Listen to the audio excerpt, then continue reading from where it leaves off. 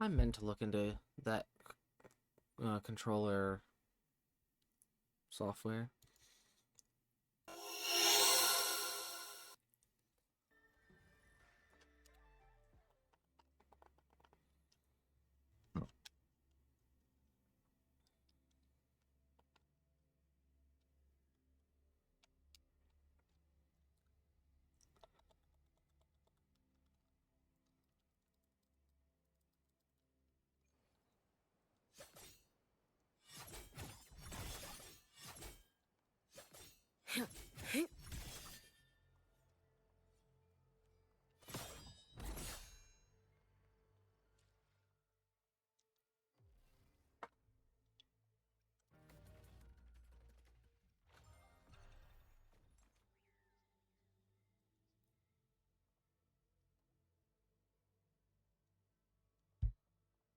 Nope. No, no, no, no, no.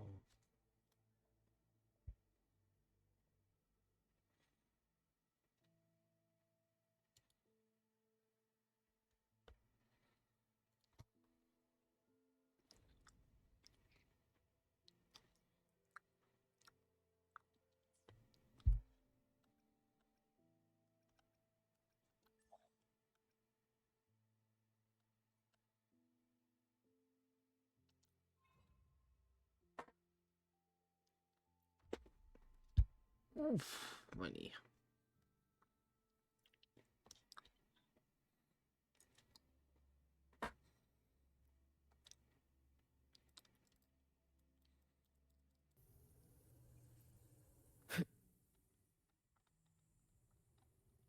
Let's get moving. Blink. Stress points mapped. Clicked. Down to the micron. A miscalculation.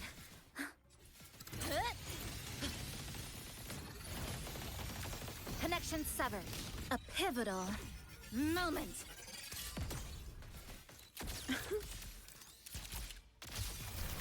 Mediocre foes. Dismissed. I inscribe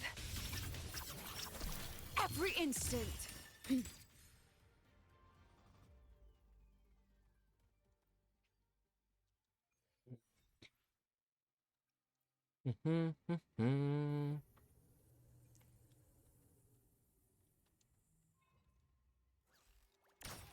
Hold still. You can trust me.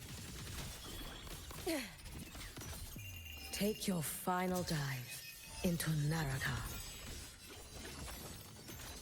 Oh, my Hyuki's just way too strong.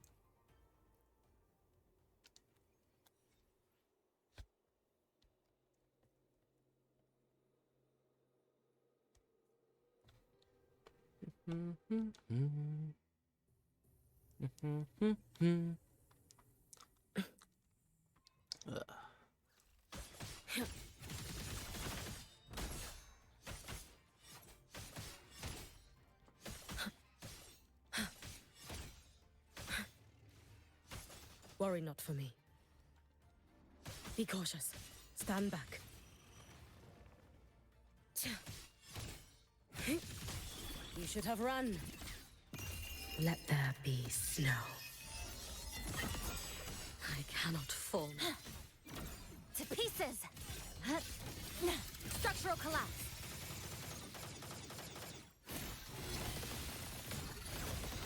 Cutting through the numbers. Nothingness. Deconstructed.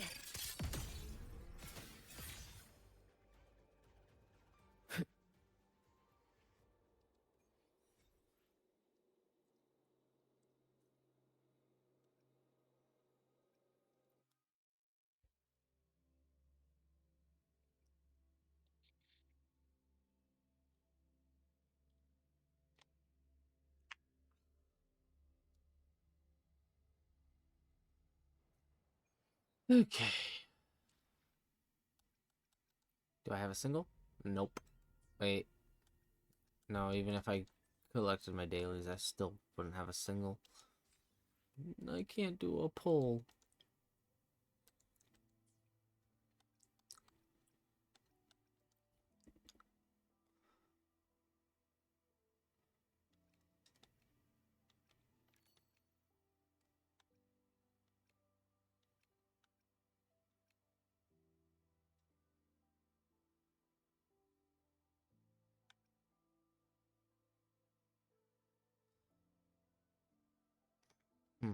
I see. So those don't reset. Okay.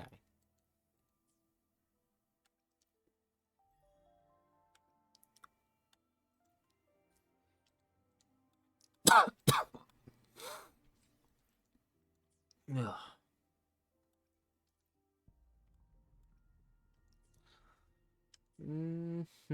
Hmm.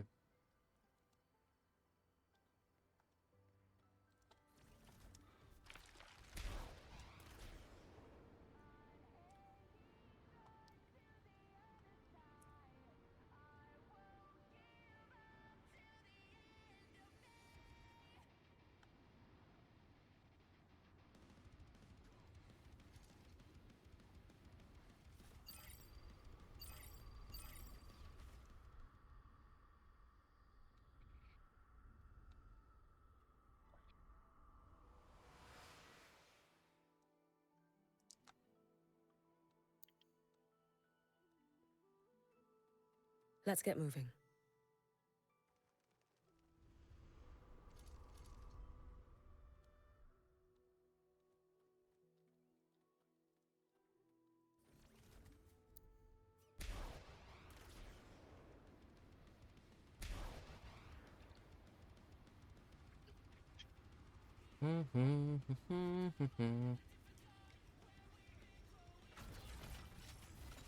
Damn, first game on, Merciless Killer. That's what I'm talking about, baby.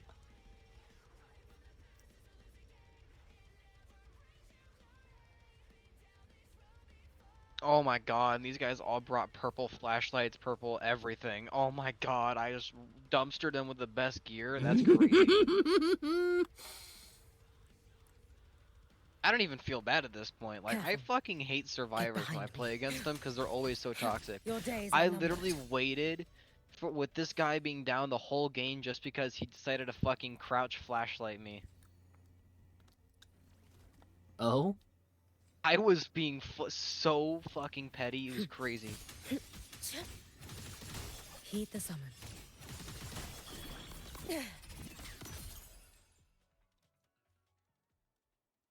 Now, you think some people are petty? Wait till you fucking meet me when I start spotting people being toxic. Fair enough. Lift with the As soon as someone's first. as soon as someone is toxic, I'm locking in. Like, I was leaning back in my chair the whole time, and then this dude, as soon as he stunned me once, Let there be snow. and then he just started crouch flashlight clicking me, and so I'm like, oh, so we're doing this Down you now. go. So I like started leaning forward. Brittle snow. It's like, all right, You so now we're keep it. sweating.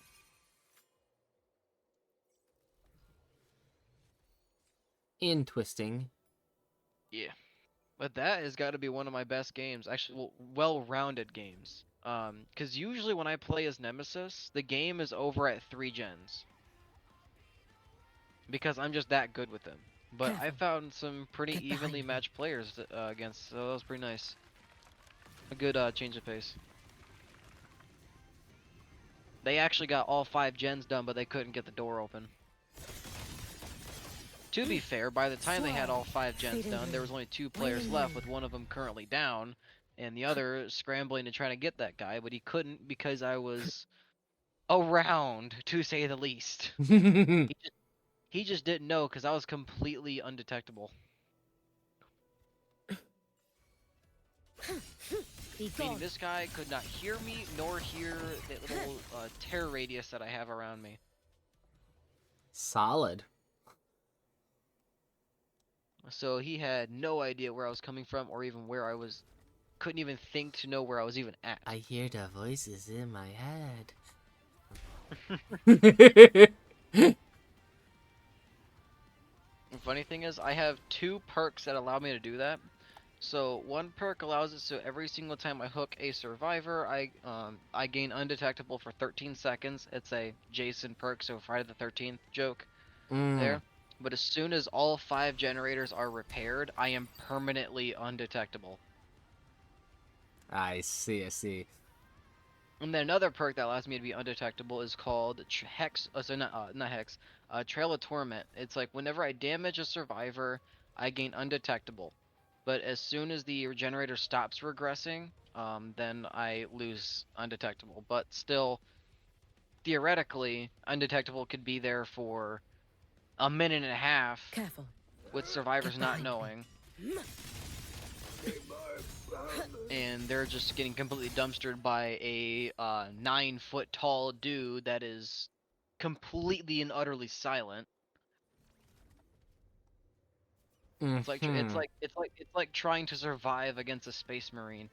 They're completely fucking silent, and they're absolute brick houses that'll tear you to shreds. Mm-hmm.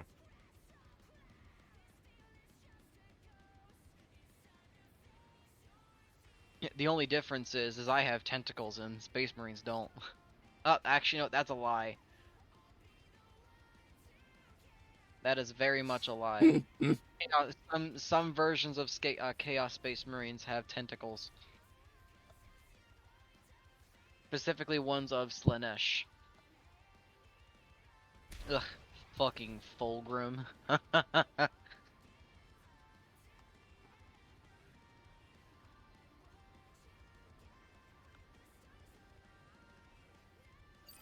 Oh my god, they've completely fucking nerfed this perk called Call of Brine. It says when you damage a generator, it regresses 50% faster for 70 seconds. Careful. Back then, Get behind me. that was not the case. Oh? A year ago, it used to be it Time to regresses end this. 200% faster, and it would keep regressing like this until it stops regressing. Mm-hmm. And I have, and now it's 50% faster at 70 seconds. They have completely and utterly nerfed this perk. Be gone.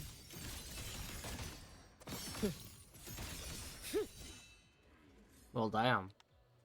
Oh, they nerfed coup de grace as well. So coup de grace is essentially whenever a generator is completed, you earn 2 tokens up to 5 total tokens. Whenever you lunge attack, you spend 1 token to make it 80% Careful. longer. Get behind It me. used to be 150, and now then when I last saw it is at 100, and now it's at 80. That's crazy. They're just nerfing perks that don't need to be nerfed. Oh, they haven't touched that. Oh, they've nerfed Blood Warden. Hmm. So essentially, it's like when an exit gate is opened once per trial, whenever you hook a survivor, both exits are blocked for 60 seconds. It used to be 90 seconds. Hmm. They nerfed. Actually, no, they buffed Nurse's Calling. It says within 32 meters of you, injured survivors who are currently healing are able. You see their auras, like you see a yellow like hue around them, knowing where they are. Okay. It used to be 24 meters, so they buffed that. Hmm. Let's see. Damn, they haven't touched Devour Hope ever. It has been the same for the entire 5 years this perk has been out. Interesting. Devour Hope is an interesting perk too. So it's a hex. So there's a totem in the trial that survivors can cleanse to get rid of it. Essentially, Follow it's my when the trial moves, if starts, you a can. dull totem ignites. Lifeline, Whenever a clock. survivor is unhooked, Pieces. while you are at least 24 meters away, earn 1 token up to 5. At 2 tokens, for 10 seconds Connection after severed. hooking a This is survivor, motorcycle. gain 5% haste for 10 seconds. Worry not for me. 3 tokens, survivors gain exposed. So what exposed means is that you become He goes insta-downed no matter what. Seen this coming. The final. And then at Lesson. 5 tokens, you kill downed survivors. Hmm. So not just downed, kill. But mind you, this is also a hex perk, so that's even if you make it to even 3 tokens. I Careful. see. A Get lot of behind me. times when I use Devour Hope, the totem is already cleansed by the time I get 2 tokens. You should have run. Take your Because, final dive. like I do myself into as well, Lanarkha. survivors make it a point that as soon as they find out there's a hex perk, they will go out of their way to make sure that hex totem is cleansed. And they'll be a dick about it too. I do the same thing though, so I can't really complain. Well, yeah. But my absolute favorite perk though, it has to be nowhere to hide. Okay. This perk, so it's like whenever you damage a survivor, for the next 5 seconds you see the auras of any survivor within 24 meters of you. Hmm. So this makes it so that once I damage a generator, any survivor within the 24-meter radius of me, I will see. And essentially I can hunt them down. And if I get lucky, there is like a little Easter egg with this perk as well that makes it so there's a 1% chance that anyone within that 24-meter radius will gain exposed at the same time, Heed the summon. making it an incredibly deadly perk. And surprisingly, it has actually been nerfed at one point. Interesting. Interesting. So so for the damage, for the aura, like the amount of time the aura is up, it used to be 9 seconds. Well, sorry, not 9, 7 seconds, and now it's down to 5. And then for the auras, the radius used to be 32 meters instead of just 24. When the perk first came out, it used to be whatever the killer's terror radius is. So you can imagine how good that perk would be on a killer like Wesker that has a 40-meter Heed the tear summon. radius. And if you're using the right build, you could have upwards of a 50-meter tear radius. So it's a bit insane. Yeah. But there's another perk that could be absolutely broken, but you would have to make an entire build around it to actually fully work. It's called Hex Pentimento. Now, like I've already told you, Hex perk. So people are going to go out of their way to get these all cleansed. So Hex Pentimento, what it does, it says, you see the auras of all cleansed totems and you can rekindle them once. Within 16 meters, survivors can see the auras of the rekindled totem, so that's, yeah. While a totem is rekindled, survivors heal and repair generators 20% slower. Survivors heal themselves and repair generators 20% slower. And then it's a plus 3% for each additional rekindled totem up to 5 totems. Hmm. Yep. So you can get up to 32% slower. But another cool thing about this one is that once you get all 5 totems, they become blocked and uncleansable. Hmm. So that basically means that survivors can't do anything about it once there's 5 totems up. But really good perks to run around with this one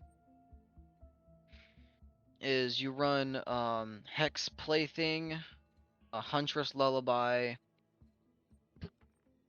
and oh my goodness, what was it again? And Ruin. Well, Hex Ruin. So Hex Plaything, so it makes it so whenever you hook a survivor for the first time, they gain Oblivious status effect, and they have to cleanse a Hex totem that's assigned to them, and they have to cleanse it to no longer be oblivious anymore. Hmm. And that only works one time for each survivor, so that already counts for 4 totems. Hex Ruin says that when the trial starts, Dull Totem ignites, of course, and then whenever a generator is not being repaired, it regresses automatically at 100% speed. 150% speed. Well then. Yeah. And then you run Hex Huntress Lullaby. So this is also another. So that accounts for 5 already. With the Hex Ruin and Plaything, but Huntress Lullaby is kind of like the icing on the cake with this one. It says when the trial starts, a dull totem ignites. Whenever you hook a survivor, you earn one token. For each token, you earn basic skill check warnings. Appear later in good success zones are even smaller for each token. Well, when you hit 5 tokens, basic skill check warnings do not appear anymore. And the good skill check zone is 80% smaller. And then whenever a survivor misses a basic skill check, they lose an additional 6% progress on top of the 4% that you already lose when you miss a skill check. So whenever they miss a skill check, they lose 10% progress on the generator. And that'll happen pretty often because they don't get warnings when a perk appears. I mean when a skill check appears. So they have to like be extra locked in to make sure they actually get the skill check. Especially with the fact that the skill check zone is a whopping 80% smaller. I see. Which means their good skill check zone is about the same size as their great skill check zone. So they're basically trying to hit nothing. And then the final perk you run with this build is Oppression. Sorry, yeah, so you take out Ruin and you put in Oppression. This is a really bitchy move to run with Huntress Lullaby. So this one, whenever you damage a survivor, up to 4 other generators start regressing. Survivors repairing them get a special skill check, and the cooldown is 35 seconds. But if you miss the skill check, you lose 6% progress. So now that's 16% progress that you lose Careful. if you miss a skill check at behind me. 5 tokens for Huntress Lullaby. Oh shit. Yeah, so and the funny thing is that you never know when this skill check is gonna pop up. Like this is killer initiated. A killer has to damage a generator to activate this perk, in which then people will never know it came up because you won't get a warning when it pops up. So you're gonna miss that skill check, and then you're gonna lose 16% progress on top of whatever you already had in that generator. Now mix that with the build that is making it, and also when you start running a certain add-on and a specific killer, also known as Doctor, that makes it so skill checks appear more often, and I mean significantly more often. Oh. But the funny thing with Doctor, though, is those skill checks, they're faster. Mm. The skill checks, that little red line that goes in that circle goes much faster. I think it goes 70 to 90% faster. Goddamn. So that build is quite literally, and I mean this is an official build that's been put out there at one point. It's called the Impossible Skill Check Doctor.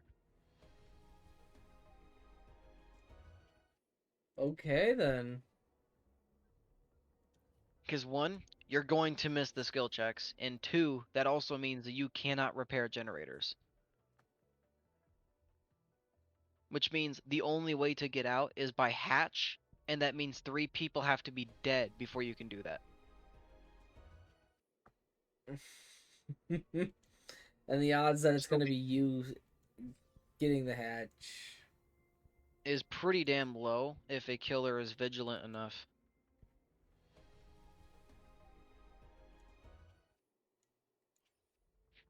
So this I don't really it's a want to be pretty doing this, nasty but like build. I just want to get my I just want to get this character at this point. Oh yeah, and I forgot the cherry on top for this build. So an interesting thing with Doctor is Hmm. that he has a mechanic called insanity meters. So there's level 1, 2, and 3. Level 1 is like slight insanity where like your mind is going a little bit crazy and skill checks will pop up around the screen. Normally, a skill check will pop open in the exact center point of your screen. Doctor skill checks, if you're at the right insanity, you will get skill checks popping around the screen. It'll never be centered. And sometimes those skill check bar will be moving in the opposite direction rather than the normal direction that you're used to. So it really becomes the impossible skill check doctor. And some people like to replace plaything with um oh my god, what was it fucking called? Merciless Storm. So basically what makes it so that once the generator is at 90% progress, if you get it to 90% progress, it'll start giving you continuous skill checks that'll move around the screen when you're already doctor, so that's making it already hard enough. And you have to do that until the generator is completed, and 99% of the time, if there's more than one survivor running at it, someone's going to miss a skill check, and there's going to be 16% progress lost on that thing. And next thing you know, the next thing you know, you're gonna have to restart the generator because now the doctor is right on you, and the generator is currently regressing. Mm. You see, this is why I don't like games that are like that because like I want to feel accomplished. Yes. Oh yeah, you could easily just win. Yeah. As I'm trying to do 50 million other things. Well, that's the fun of this game Also, not to is mention, that I'm you not a it's big that you fan of get horror, to so yeah, but that's the fun thing about this game is that you get to tailor everything to yourself. Is that you can make a build of your own. Now, yeah, a lot of people do run meta builds, but it also makes it really easy for you to get used to them and easily outplay them. Because anybody who runs a meta build plays the game the exact same, and it's really easy to counter them. fair. But when people start getting creative with their builds, that's when the game really gets fun because then, um, and most of the time that's what I come across is people having fun and doing fun builds. There was one point I met a guy who was running the pig killer, and it was the most hilarious meme build ever. Like after the game, I was like, what perks was this man running that was just making it easy for us to do everything, but also just such a bitch to do? And he was running the funniest build ever. Oh? He was running all aura reading perks as the pig. Hmm. It was just, it was hilarious.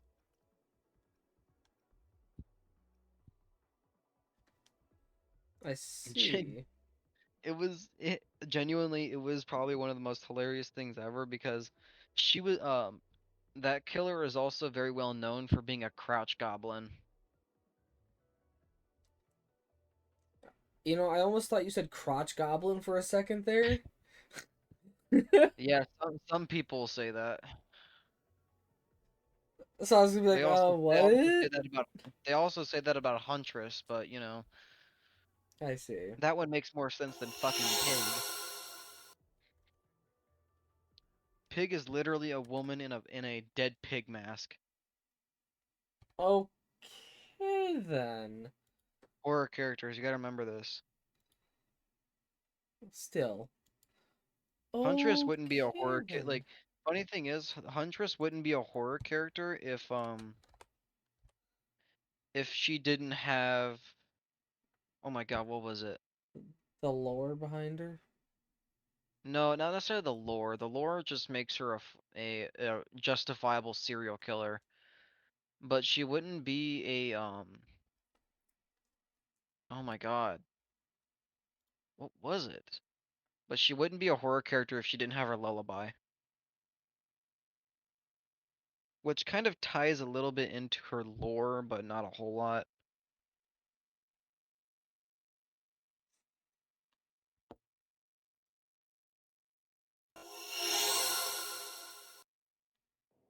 Actually, you know what? Now that I realize that actually is a big part of her lore because her mother used to sing that to her to go to sleep, and then she sings that lullaby in the woods while she's hunting somebody just to really scare the shit out of the person she's hunting.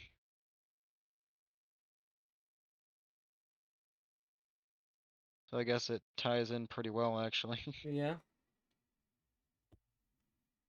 Take this. Receive the blessing of the new moon.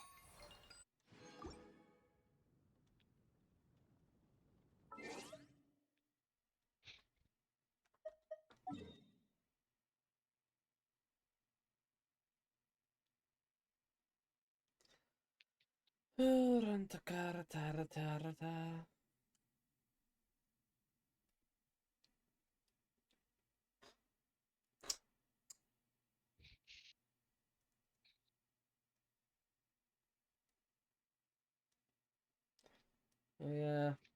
New Genshin region comes out in basically 8 days, 15 hours, and 9 minutes. Yay. Not that it matters to you, Landon, but I know Rain here has played Genshin, so. I actually stopped playing Genshin. Completely? Okay, then. Ew. Yeah, she said fuck you to that game.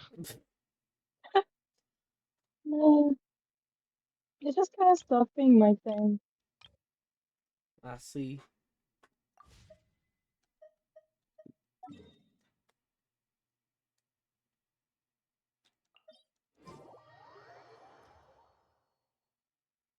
I just hope that there's still gonna be, in the far future, places to explore. Because I want my map to stay at Yep, 100%. depends probably.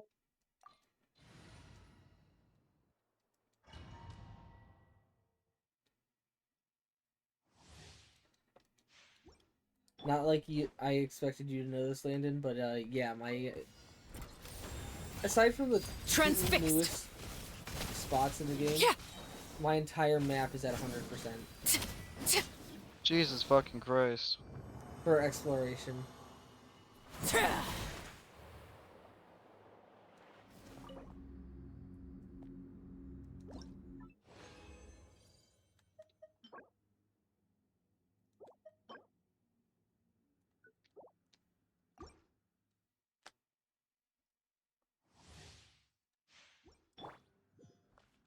I think Overruled.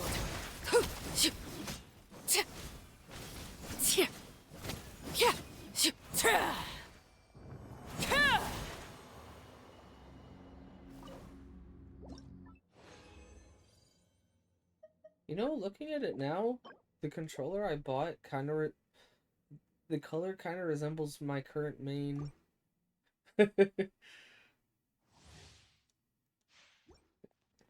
Black and red. begone. Laid bare.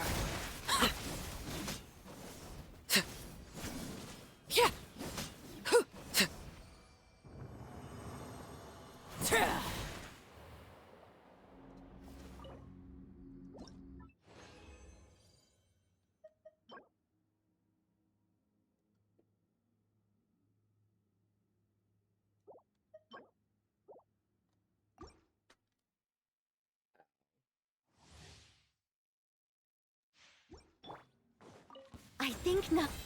Transfixed.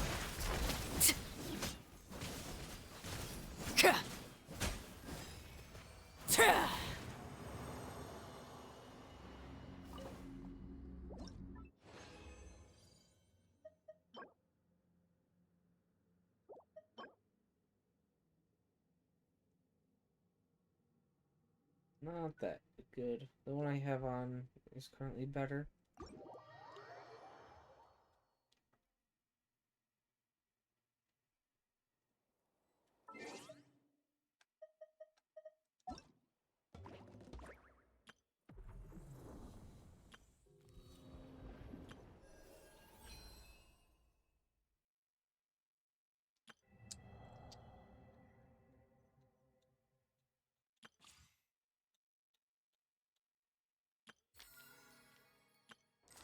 I just dealt with probably the greed that the Bible mentions. Staring Like, into my dude, what the eyes is fuck? ill-advised. I can't promise you'll... Oh? So 4 survivors, all 4 of them had Right. flashlights. So their intention was to blind me. See. I didn't think anything of it at first. Boy, was Mm-hmm. I wrong. So I decided to equip Lightborn just to cuck them all over, given the fact that all 4 of them had flashlights. Lightborn essentially makes it so that I'm immune to flashlights. I kind of guessed, but... Oh, Ad my astra genius abyssos. decided, you know what? I'm gonna see how long it takes for them to learn that I'm immune to flashlights. The greed on these fuckers. I down Ad down astra. one survivor, Thank you and for I see the auras of all 3 of them behind walls waiting for me to pick up the survivor. And I purposely looked at one. He shined the flashlight at me for a solid 7 seconds before he realized, oh shit, this man has Lightborn. And they proceeded to do body blocking to the hook. I downed all 3 of them. Oh, I had one on the shoulder, put that guy on a hook, then picked up another one, put that guy on a hook, put the next guy on that hook, and then proceeded to mori the 4th guy.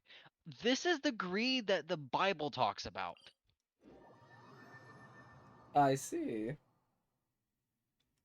Like, dude, I don't get it. I genuinely don't get it.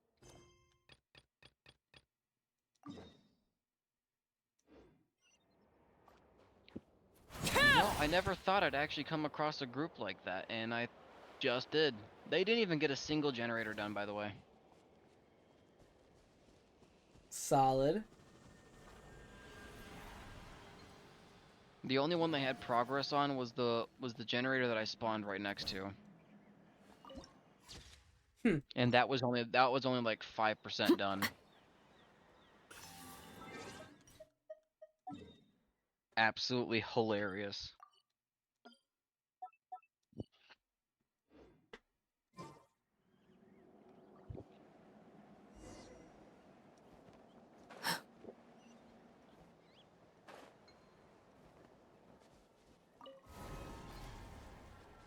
Alrighty, well, it's about that time. I'm heading to bed. Okie dokie. See yas. See you later. That was a great game to end off of. The terminal's Cucking over over a whole there! bunch of toxic sweats. What are all those things Sorry, surrounding it? wannabe sweats. Looks like they've sealed out the terminal. Alright, good night. Let's See try you later. clearing them out. And then there What were greater 2. pleasure is there than the unexpected? Sorry, I'm still playing. You're fine. Dude, you should. Laid bare. That was so much fun. I don't know. You should. Yeah.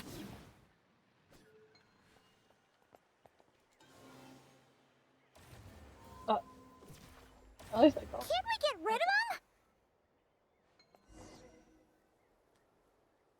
These are knotted moonlight vines. I've seen information about them in the terminals. I can show you how to clear them out.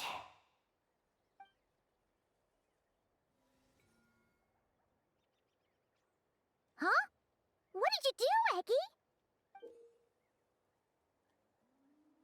Let's try that again.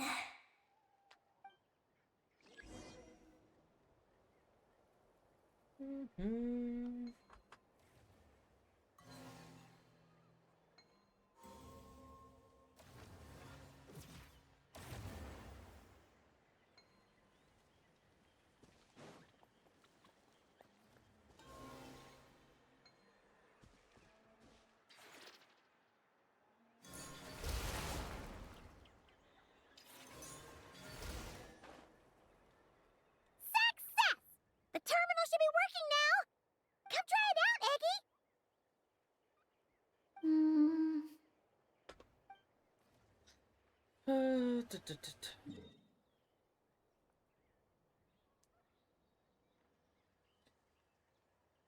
Yeah, I've been putting this story quest off for far too long. I activated the terminal, but if Ned shows up, I'll get on much Power of the World. If he data is doesn't, missing. then no big Huh? deal.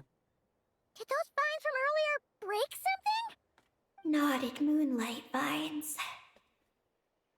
They grow in places where the ancient moon's power has been thrown into turmoil. Perhaps that's why.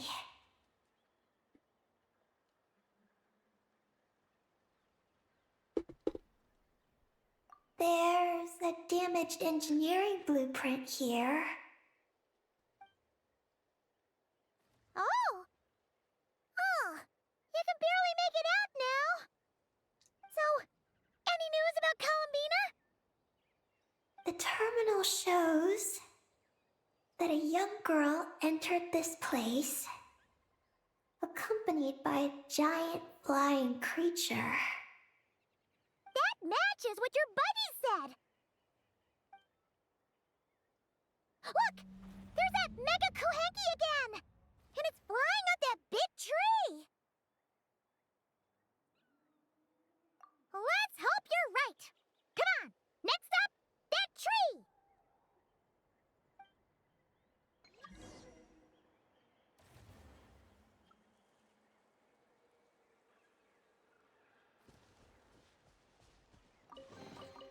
An impressive bounty.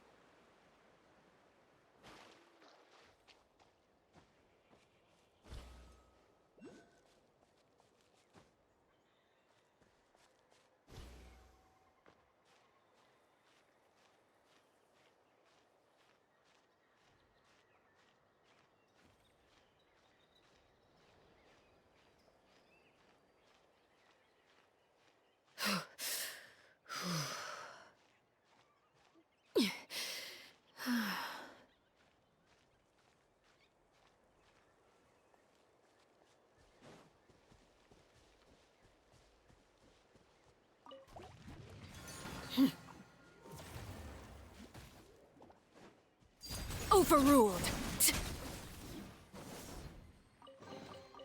Ah, something with which to commemorate this occasion.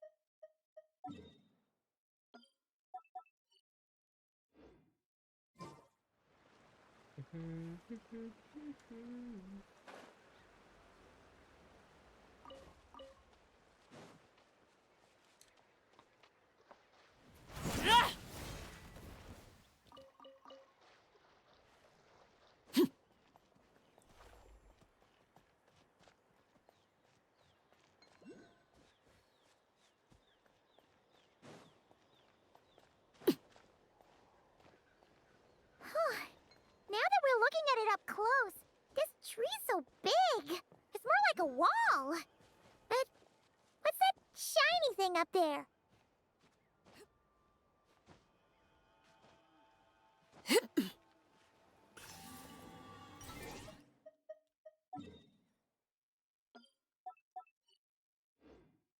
Bueno.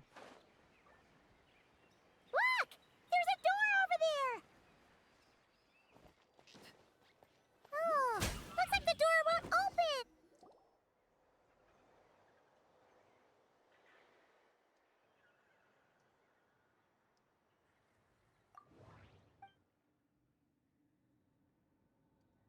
There's a little pavilion in the middle with these really tall struts on top. Could that be the antenna setup Paimon saw earlier?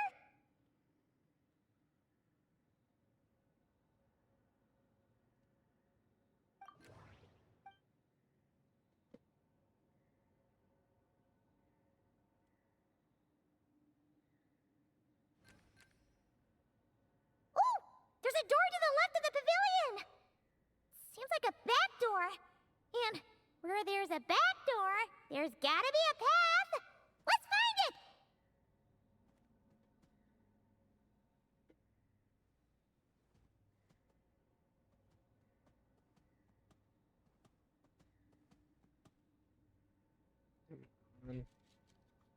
Sit nice and nicely there. Nothing interesting on the right.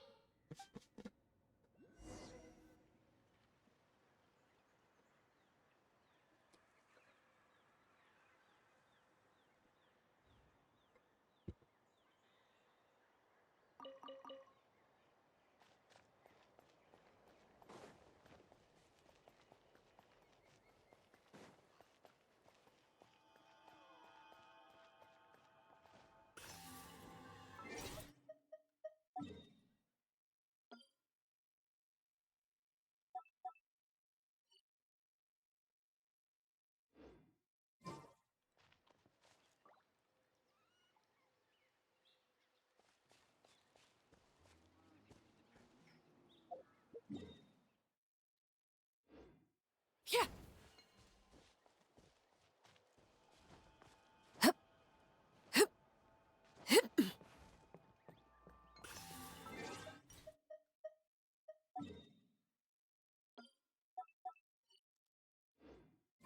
Colombina.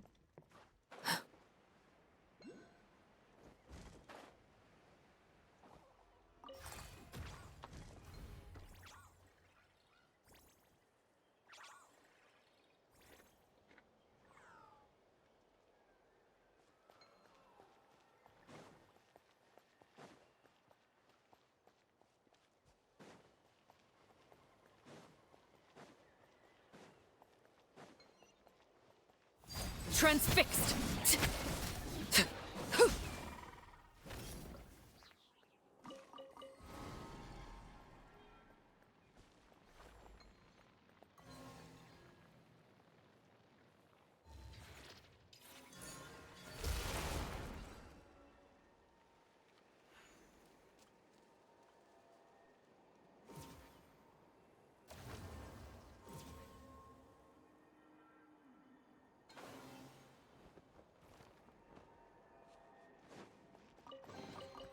Ah, something with which to commemorate this occasion.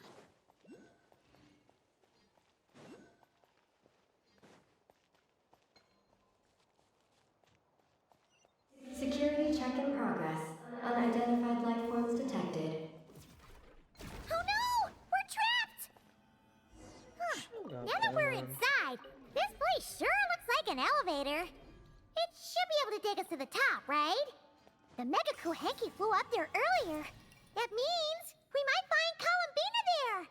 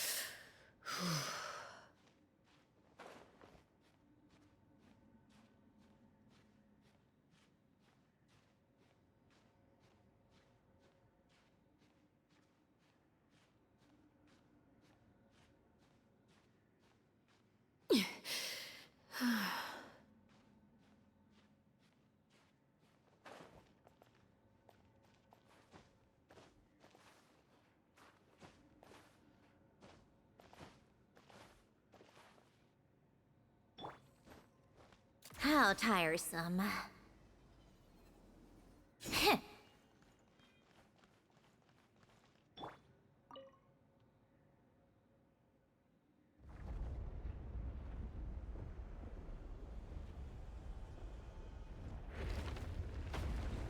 Insufficient energy detected. Sky mount startup failed. Please check the power system. Huh? Skymount must mean this elevator, right? Looks like they're really struggling for energy up here on the moon. We need to find out where we can get some more.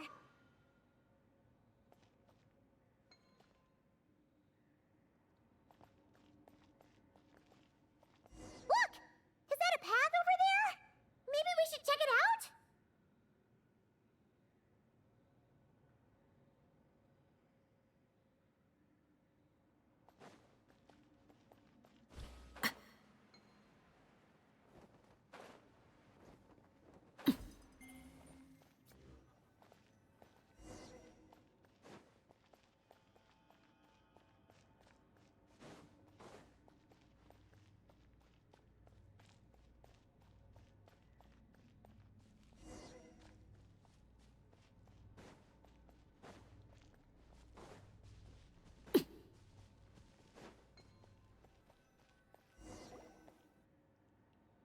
Well, what do you know? There's another terminal here. And there aren't any moonlight vines nearby either. Talk about a pleasant surprise. Aggie, come give this one a try. Let's see if it works. All right.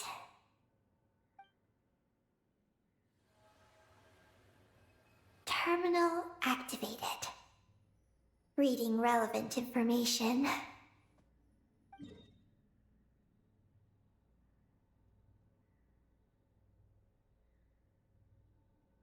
Paimon has a feeling we're gonna find some unexpected intel this time. Found it. A complete engineering blueprint. Wow! This one looks fresh off the press. Let Paimon take a closer look. Huh. That stub on the left looks just like the Ungi Ungi ring from the outside, but what are those two things on the right? The diagram in the bottom right. That's the power hub for the entire facility. It's located underground. Great! Looks like that's our destination. So, what's this one in the top right? It's the destination of the sky mount we just rode. The Space Life Form Capture Station. Space Life Form Capture Station? Did Paimon hear that right? Overall, this complex is composed of the Ungian biosphere and the Space Life Form Capture Station. Its designer was named Ungian, a researcher in the field of life sciences. He believed that among the stars, live many mysterious creatures we haven't discovered. Do those kinds of creatures really exist? Why did he want to capture them? Because he wanted to overturn Ibn Bellum's theory. He believed that the deep space signal received by the dragons was not a message their king had sent back, but rather, it came from some mysterious creature from beyond the stars. So, it all comes back to that signal. Yes. To that end, he built the capture station in the space above Ungian Circle. What a crazy idea! So, was it a success? I haven't found any relevant records.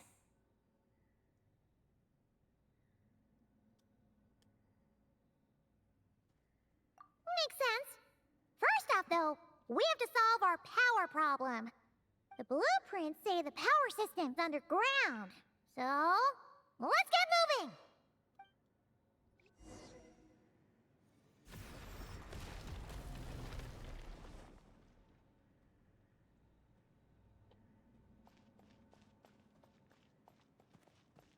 Wait. I knew I saw a chest.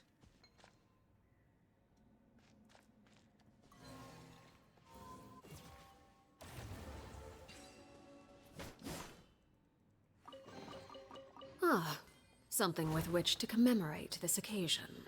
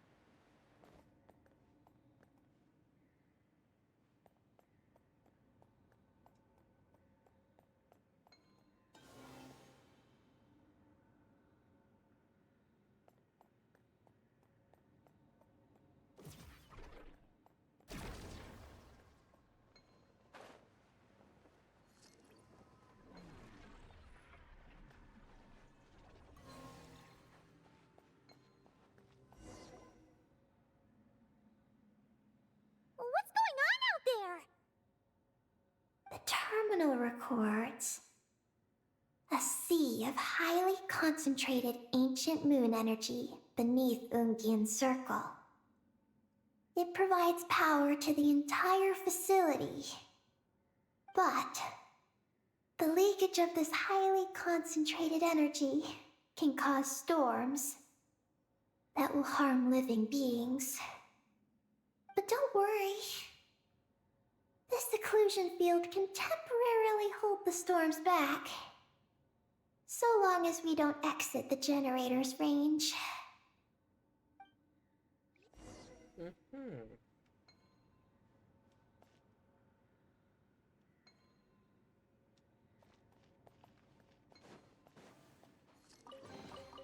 What greater pleasure is there than the unexpected?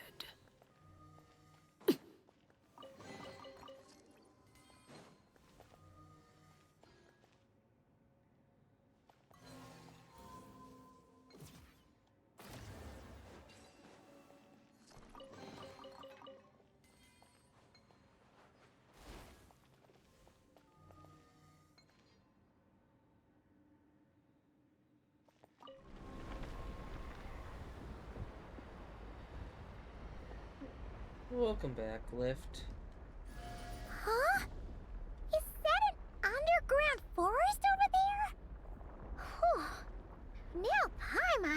and everything. Are we still going down? How deep does this go? Well, the deeper the roots go, the taller the tree grows. That's gotta mean that the capture station was built super duper high up. I don't I'm know. getting real curious. Did the dragons manage to capture any mysterious space creatures?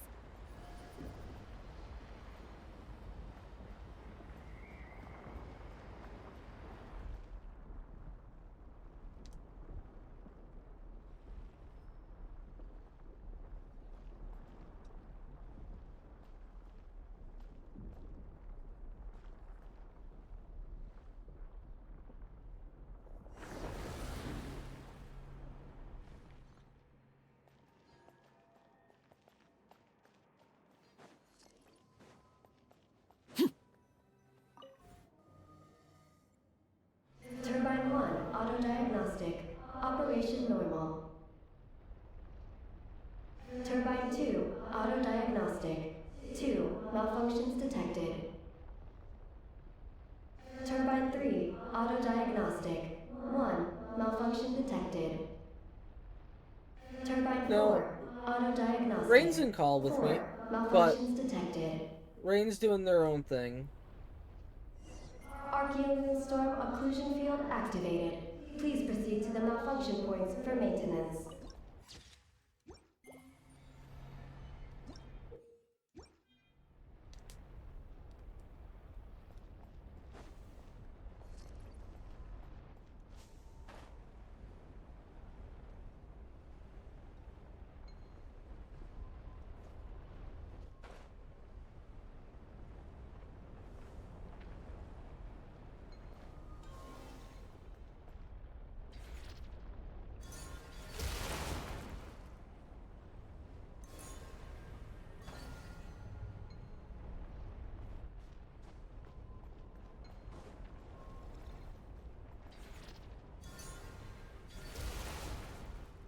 Turbine 2, repaired.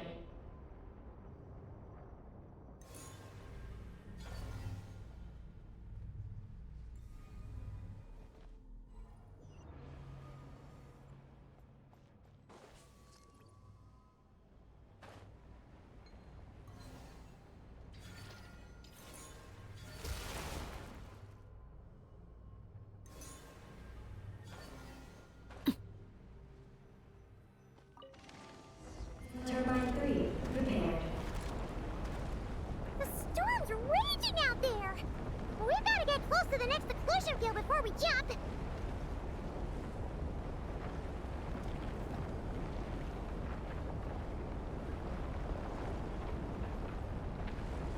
Now's our chance!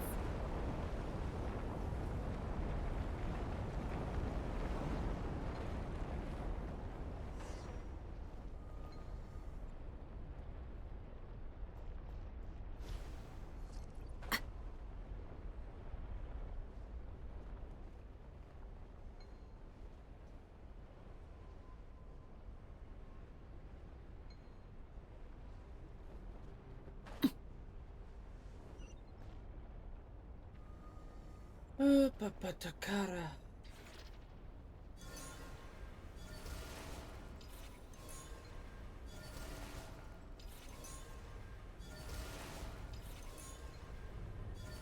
Is that all of them?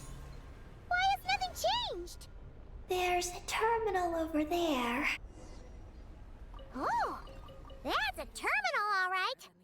We'll leave this to you, Eggy. Turbine 4, repaired. Ah! Monsters! Look sharp! We gotta protect Eggy while she reads the terminal!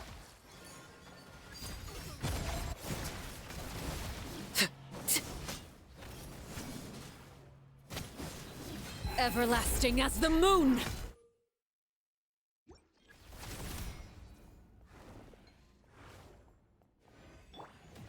Begone!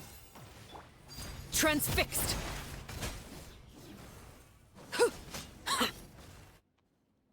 Eggy, the Traveler's beaten those monsters. How are things on your end? This is Project Moongazer. Huh? Is that recorded in this one, too?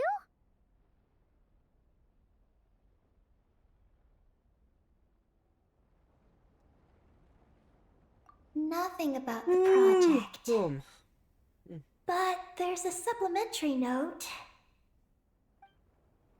To my mentors, Yin and his beloved McGee's Getty. Your contributions to Project Moongazer shall not be forgotten. Sounds like something an academia student would write. To Mr. Alhaitham, thank you for your contributions to Paimon Studies. Or something like that.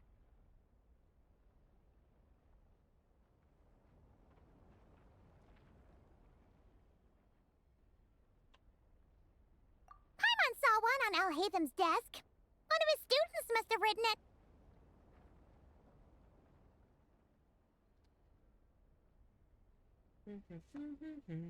That's all it says. There are no further records. Aw, Paimon was hoping for more than that. Oh well. What about the power system? It's fixed. I'm activating it now. Tapakubara.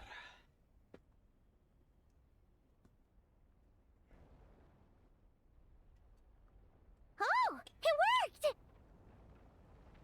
Uh-oh. Those big wheels are spinning so fast, they might suck us in!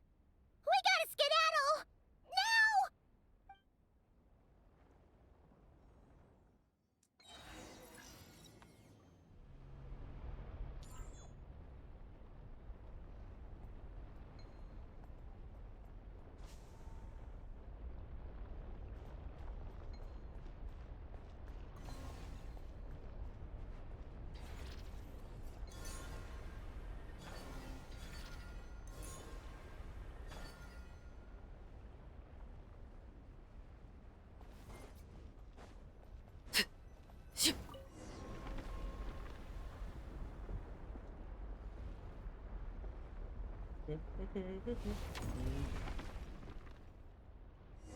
Malfunction detected. Please proceed to the emergency passage to exit the facility. Oh, come on! The elevator's broken again? Over there. We'll go through the emergency passage. Are we really gonna go this way? Be careful! As long as we get to the top floor, we should be safe. Whoa! The big wheel sent those monsters flying! We should definitely make sure not to touch those.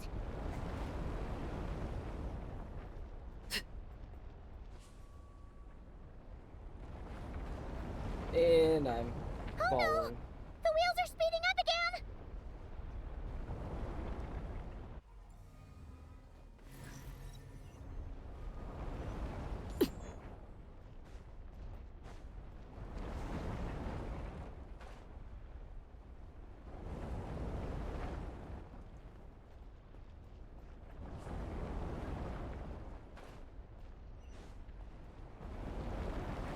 Whoa! Eyes up! Look out! Talk about a lucky break! This makes getting up top so much easier.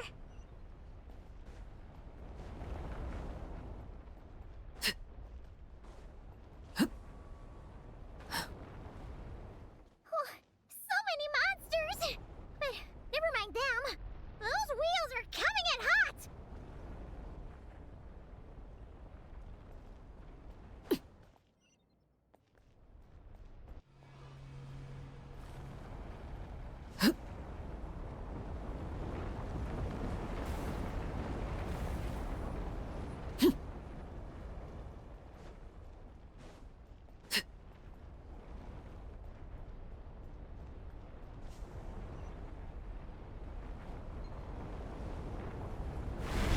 Not again! We gotta move fast! This place is falling apart! Damn it.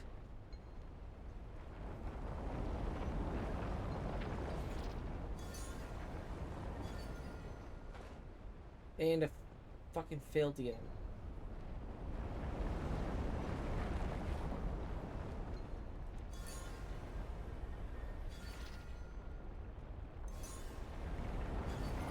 turbines have reached maximum speed.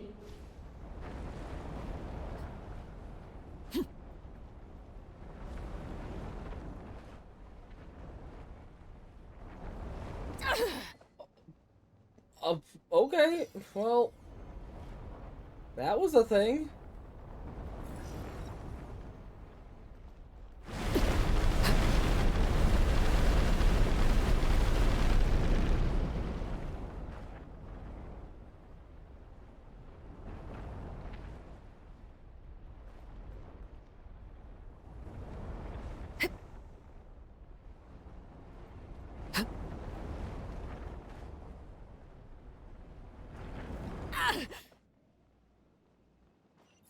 I can only go so far with fucking gliding.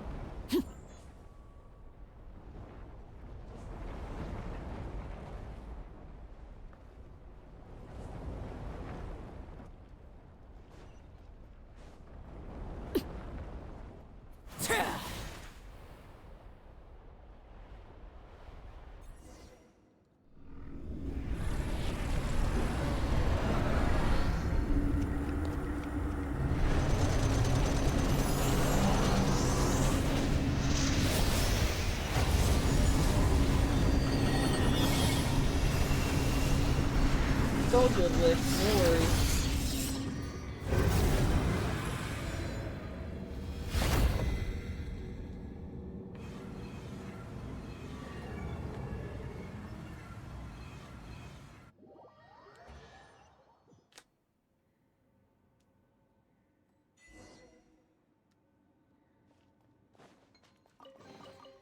What greater pleasure is there than the unexpected?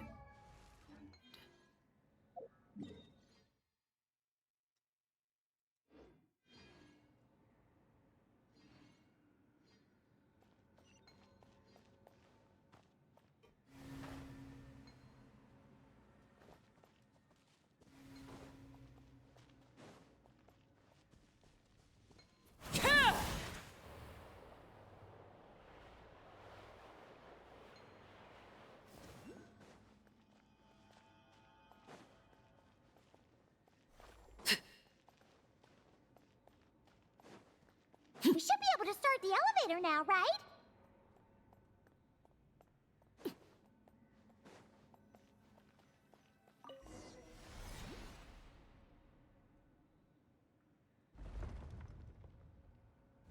Okay, nice and steady. We shouldn't fall this time.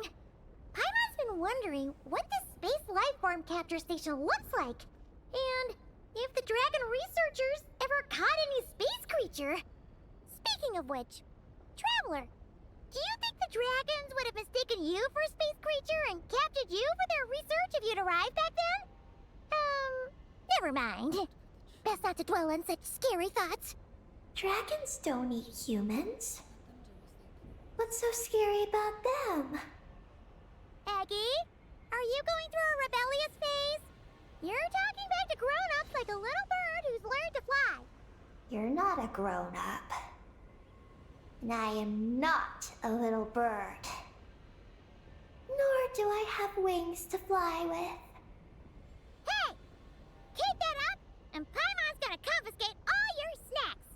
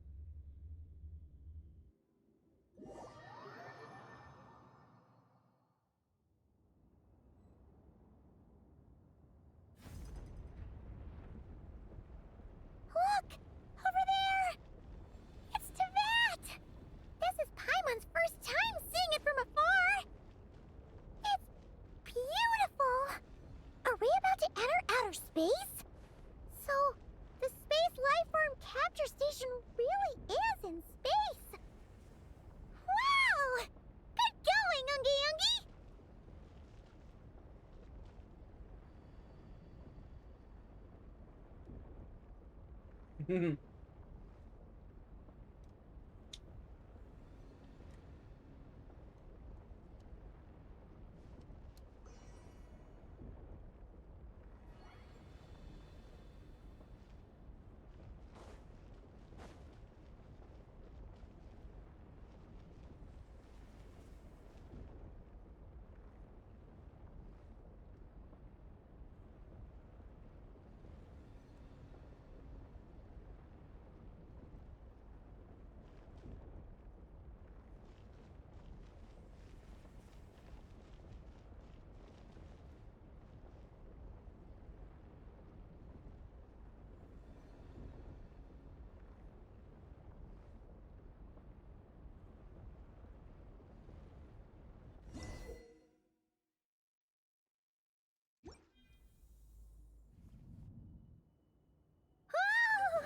you're floating!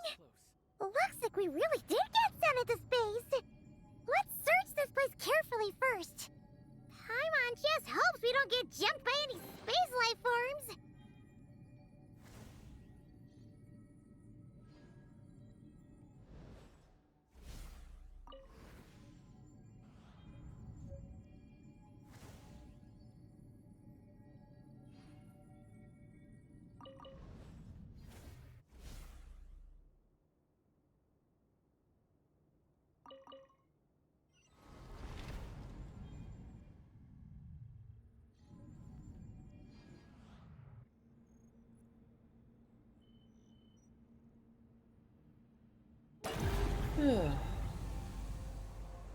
Maggie, how's everything going?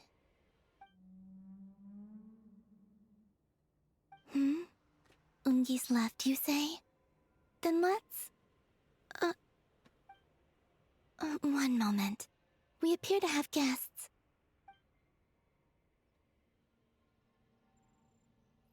Traveler, Paimon, how did you...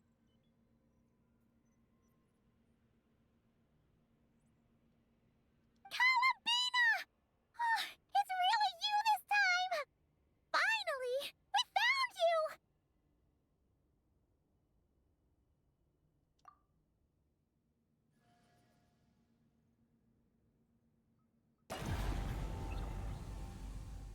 Of course not.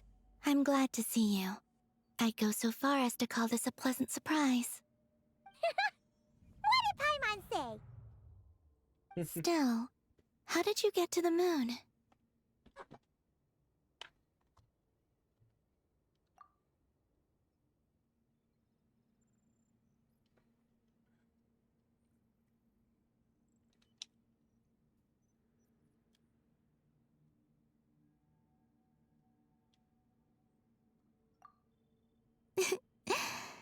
I suppose that's the moon's gravity for you. It was even able to pull your journey into its orbit. Paimon wouldn't have stumbled into this situation if it weren't for Eggy being so confusing. Eggy? Is that your name now? My name is Ninin. She's Ninin, aka Eggy. Please don't blame her, Paimon. I, too, am partly responsible for this. Oh, Paimon was just kidding. But why would you say that? What exactly happened between you two anyway? Let me see. After returning to the moon, I had an idea. I wanted to tidy this place up, and then invite my friends to come visit. So, you were going to throw a moon party! Yes.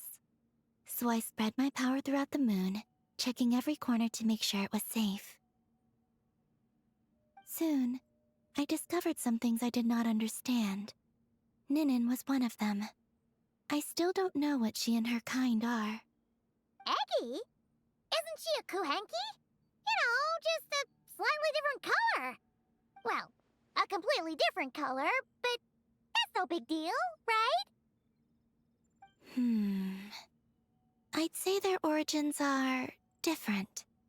The ones we see in Teyvat are born from my Kuvaki. But the power flowing through the bodies of the Kuhenki here comes from a moon of an earlier era. Beyond that, there are other things hidden within Ninen's body which have nothing to do with the moon. Nothing to do with the moon? No wonder you said she isn't a Kuhenki. Maybe this is what caused her kind to develop such unique behaviors. What kind of behaviors? I discovered Ninin in an underground forest. She was very weak and unconscious at the time. I tried to heal her with Kuvaki, but to little avail. After bringing her back to the surface, I found that she began subconsciously consuming her kin. Only then did she slowly awaken. She ate her own kind? Yes. Kuhenki would never do this. I believe only certain abyssal creatures would.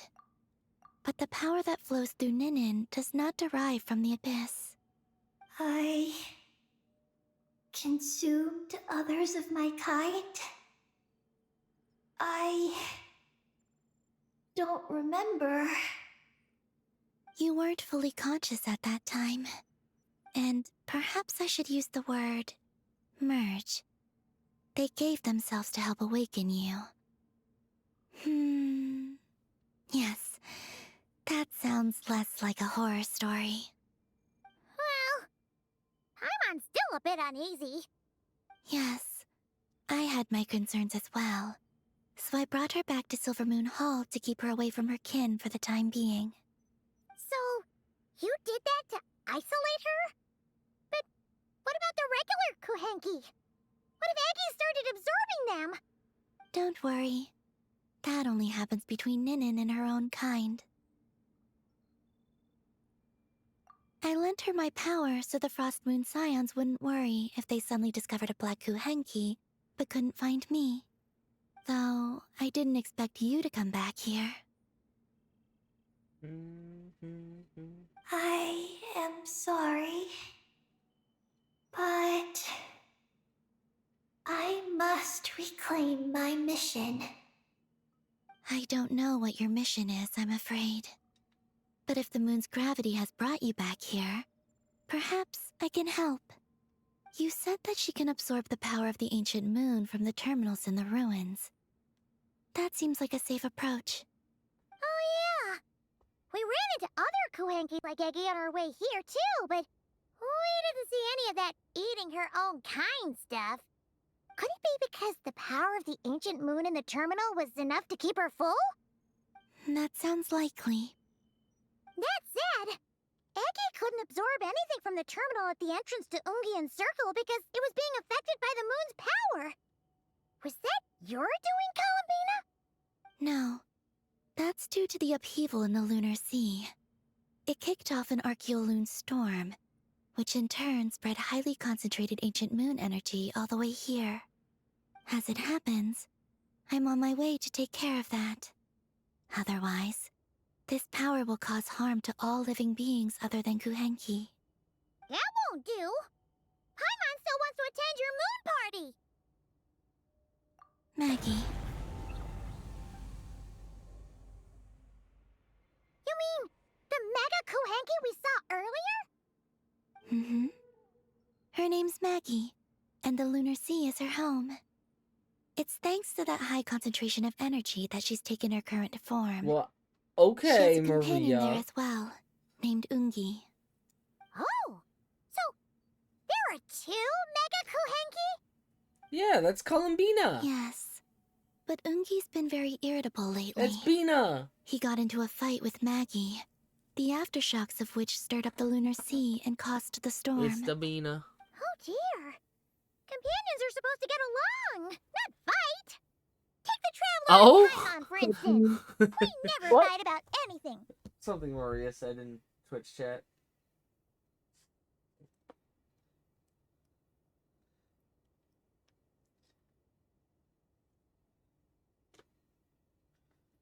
Because Maria doesn't like us anymore.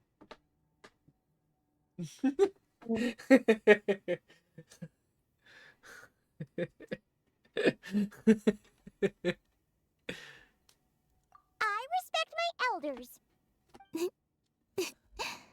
And you are great teachers. I've learned a lot from you about getting along with friends.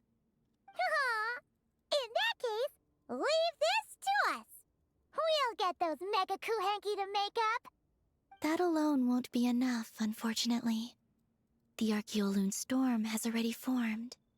So I plan to extract the ancient moon's fount at the center of the lunar sea, which lies at the heart of the energy storm. Oh, and that will not only calm the storm, but also prevent further problems, even if they start fighting again? I believe so, yes. Alrighty then. When do we head out? The sooner we solve this problem, the sooner we can help Eggy. Paimon really wants to know what her mission is. I had been monitoring Ungi's movements before you arrived. If we want to avoid hurting him, it might be best if we wait for him to leave before retrieving the ancient moon's fount. Then, we can look to help him and Maggie mend fences. Maggie told me that she can't detect Ungi's energy fluctuations at the moment. That means he must have gone somewhere else. Huh? Wait! Aren't we wasting time dawdling around here then? Not to worry. We can still make it in time if we leave right away. Please, wait. I want to ask her a question. Maggie? Sure, but she might not be able to answer you very well. Maggie. Hello. My name is Ninin. Is yours McGee's Getty? Maggie's Getty? Wait a minute! Isn't that the name from the terminal just now? So, she turned into a Mega Kuhanky? What's going on? Then the second one, Ungi, could that be? I don't know what to make of this either. But that's most likely Ungian. What's wrong? You look shocked.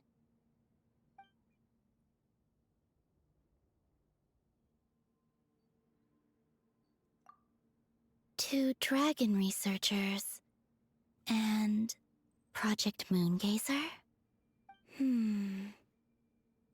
It seems my home has secrets that even I know nothing about. Come with me for now. Once we resolve the issue of the Archeoloon storm, we might be able to speak to Ungi. Okay, let's go!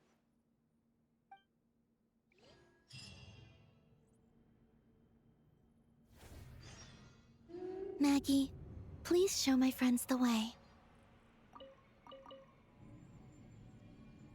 Teardrop of the moon.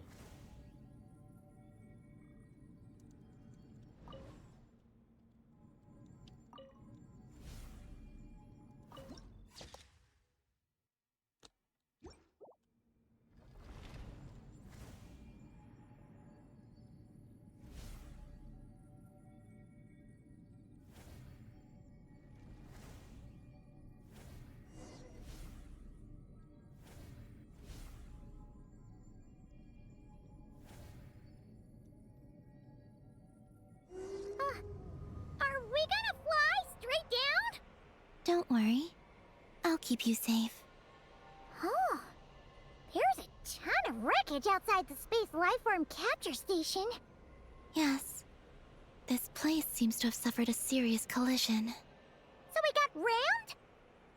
Could it have been a creature from space? A ship is more likely, I think. I haven't looked too closely, but it's just over there.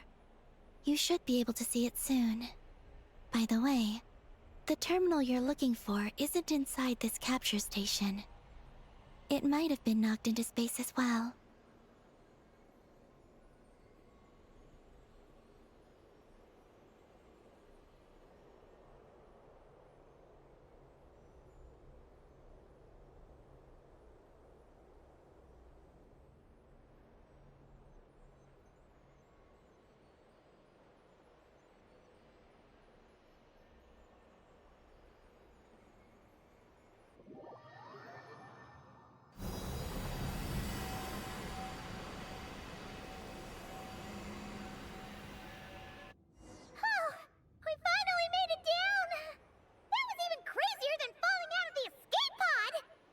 Stay close to me. We're about to accelerate. Not again!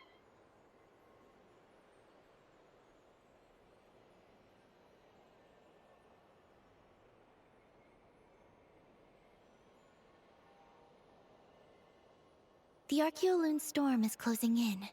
We'll need to pass through it quickly. Okay!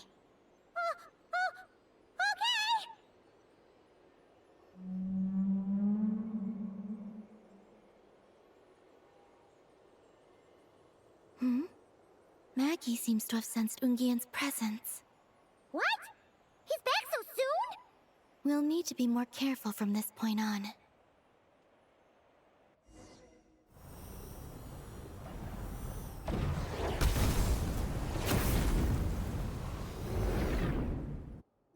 What? Are we under attack? Is Columbine okay?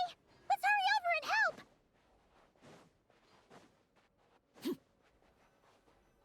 Maggie's been shut down! Those blue areas contain high concentrations of the ancient moon's power. Are you alright? Maggie's hurt, but it's nothing life-threatening. Why is this happening? Are they supposed to be a couple? Is this what people call a domestic dispute? Where'd you even learn that phrase? Anyway, we gotta stop that guy. You saw it all just now, right? Ungi's the exact same color as Eggy. The only difference is, he's huge. Do you think he ate a few too many Eggies or something? Wait for me to grow as big as him. Then I'll tell you, Paimon. Oh, fine. So, what do we do now? Should we fall back and wait for another chance now that Ungi's back? Yes. The Archeoloon storm is closing in on Ungian's circle, and there are many little creatures living there. All right. But be careful. I need time to treat Maggie. Just keep Ungi busy until I get there. There are some small schools of Kuhenki living in the Lunar Sea. I'll ask them to help you out. Okay, leave it to us. I'll help too.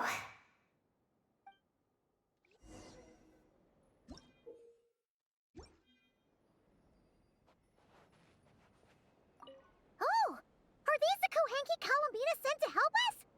Looks like they're pointing the way. Let's follow their lead.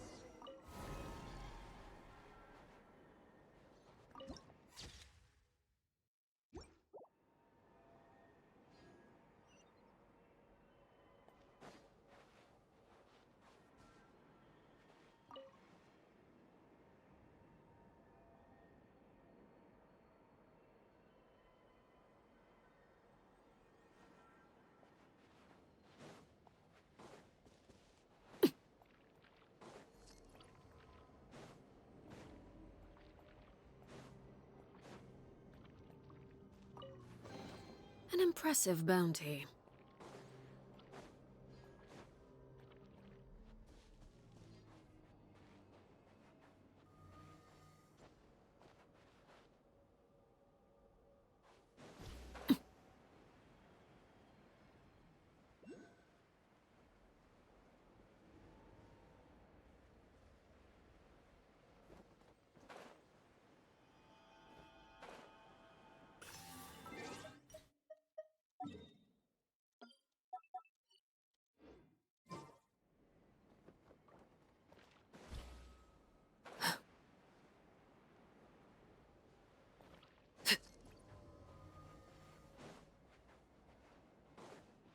Why are they all crowding around here and not leaving?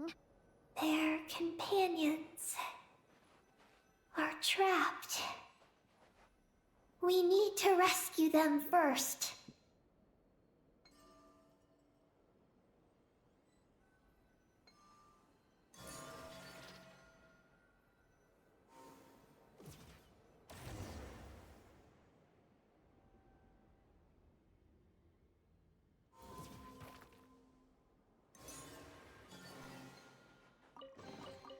What greater pleasure is there than the unexpected?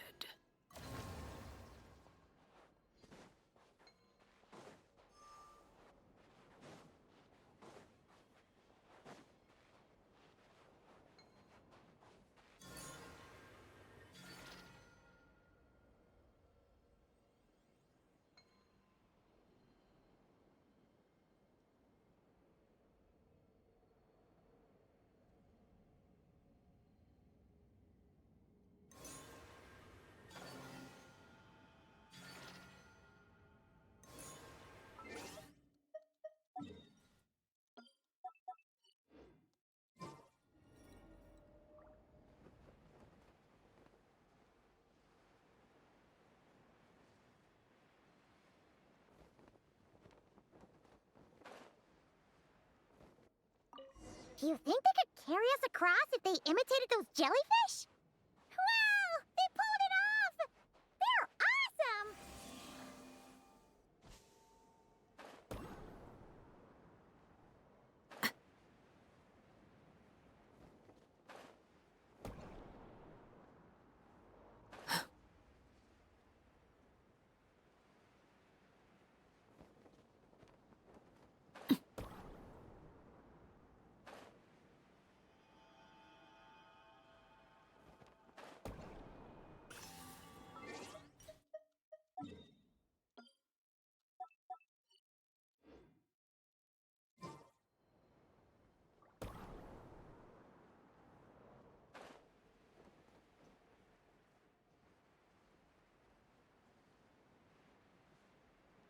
Looks like monsters are attacking the Kohenki over there!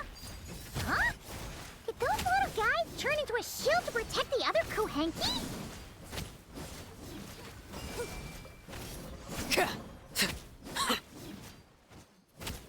Witness my rise. Transfixed.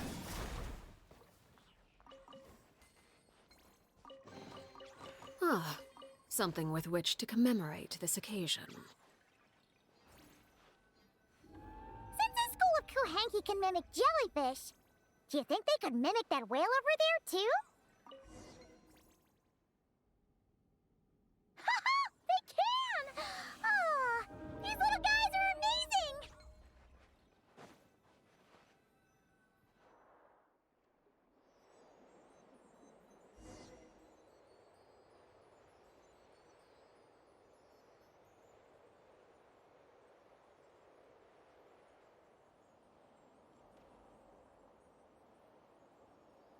Watch out! Ah! Ungi's seen us!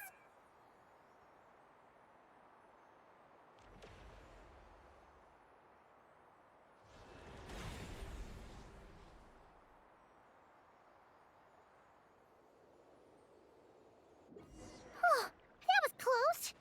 We did a great job completing our mission, though. We've got Ungi's undivided attention. He's definitely tracking us down now, so we gotta be super careful moving forward.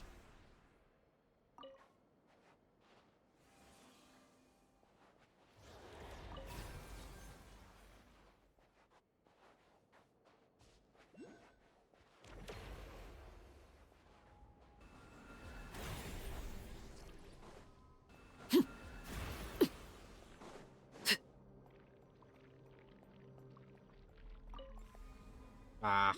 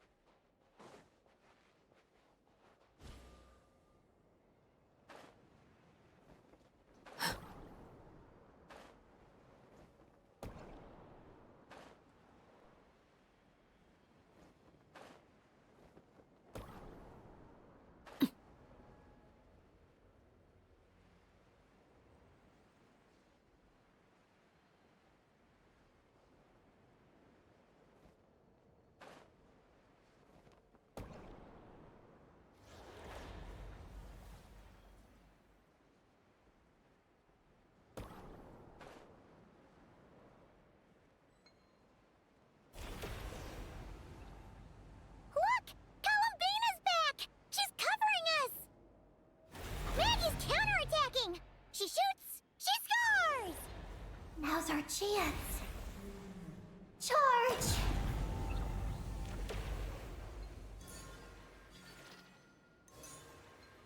Just one more step. The ancient moon's found is right up ahead.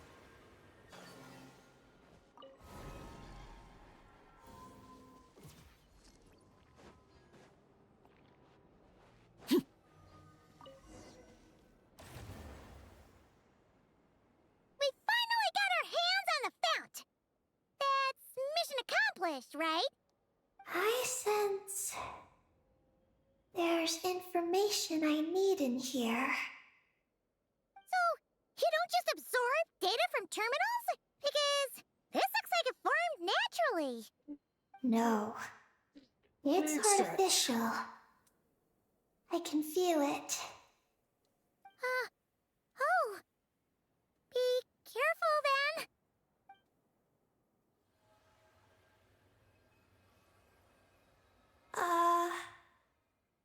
Just as I thought. This is an energy entity created by a researcher named Lusalim, The fuck? Ungian and Maggie's student. Likely also the one who left the message in the terminal. This lunar sea once used to be Lusalim's Lunar Veil Laboratory. Lunar Veil Laboratory? What's that supposed to be? It's a grand project meant to hide the moon. Hide the moon? Whoa! All these guys, all these dragons sure had big dreams. How'd they plan to pull that off?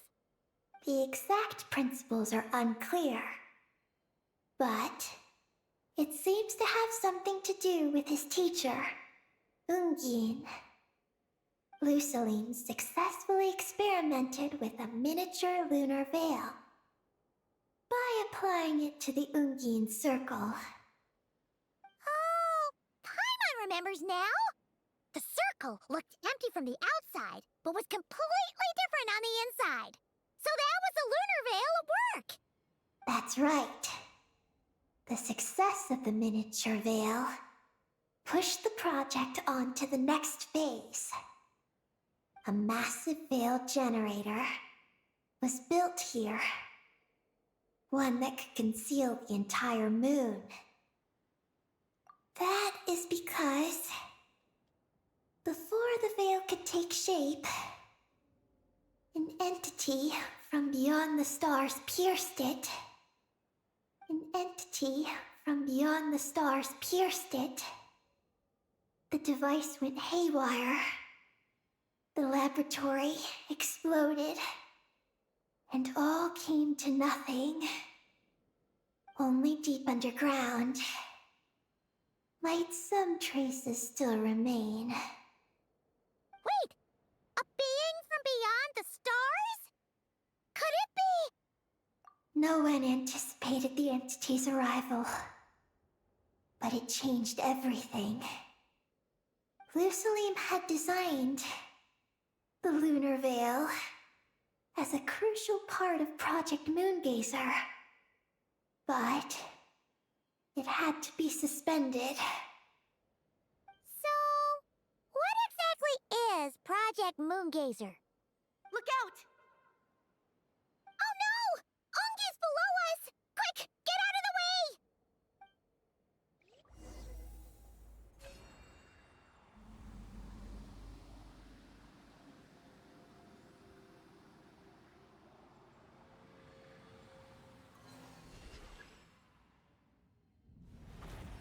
It's Columbina and Maggie! They're here to help!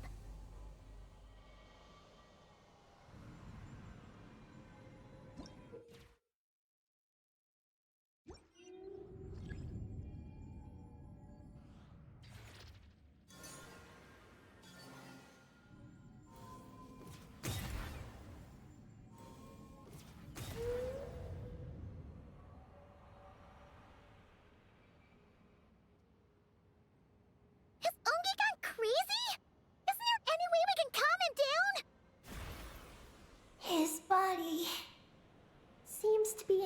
tangled and knotted moonlight vines. Is that what's driving him nuts? Traveler, could you try removing the vines? Up there! Look out!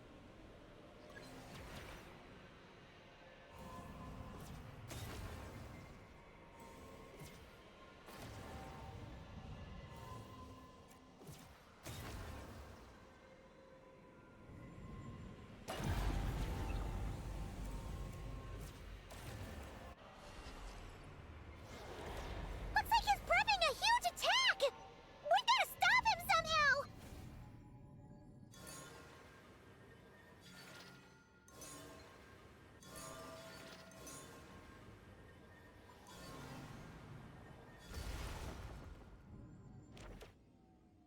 Looks like it's working! Come on! Let's get rid of those vines! I've got you.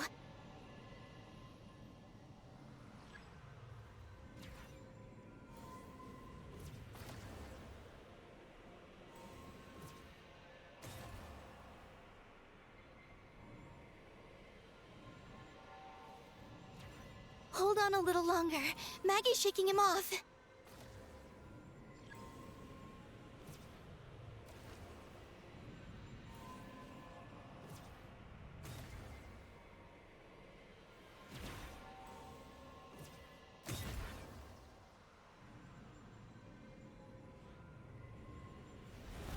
Here's our chance. Look! More vines! Quick! Clear them out!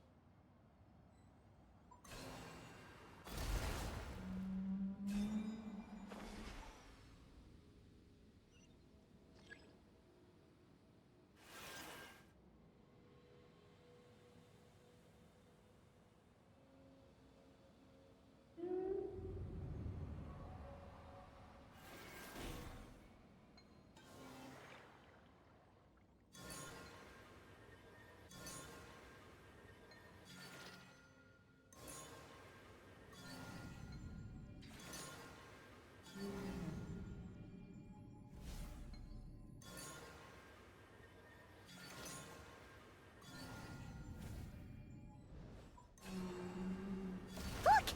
Vines are sprouting from Ungi's head! Quick! We gotta remove them! Huh? Is Ungi running away?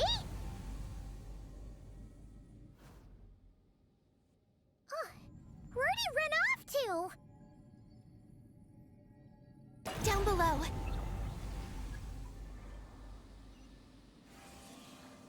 Keep up with the little ones.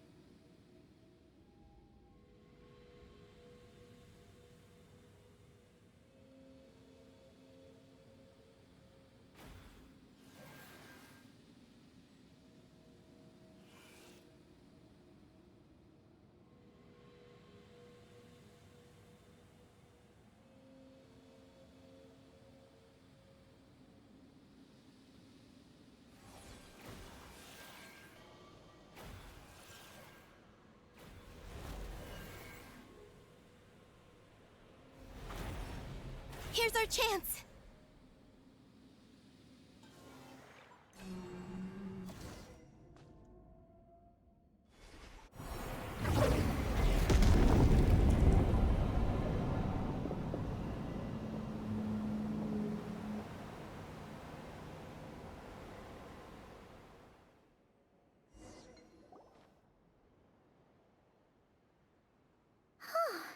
Ungi seems to have calmed down. So, were those vines the real culprits all along? He's still in pain. I can tell. His mind's been thrown into chaos, and he can't communicate with me. It's because of the information inside him. I can feel it. He and I are of the same kind, after all. What are you doing, Eggie? His body has information from Ungin's circle within it. Do you remember how there were moonlight vines growing near that terminal? You mean he was the one who absorbed the information from there? Yes. That information may contain details regarding Project Moongazer. That must be why I'm here. But you'll be putting yourself in too much danger! Paimon, let Ninin go. She was born on the moon, and I was the one who, out of worry, sent her to a place thousands of miles away from home. She did everything possible to return here with your help, back to her homeland, all for the sake of her mission. That determination, it's remarkable.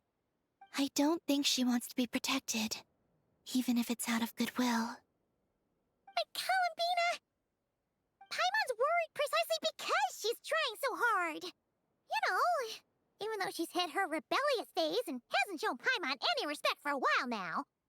And maturity is what follows that period of rebellion. Paimon, if you let me go, I'll respect you so much, even the moon will seem less important by comparison. But this guy's huge! What if it swallows you? If that happens, then that must also be part of my mission.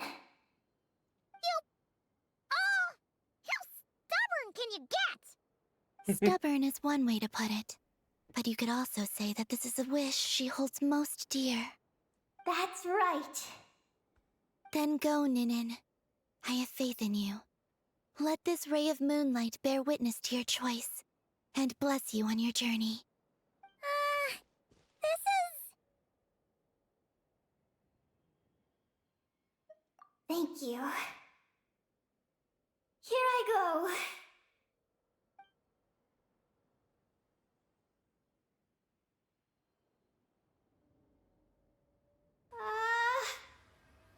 Come on, Eggy! You'll get through your rebellious phase! Paimon knows it! I can do this.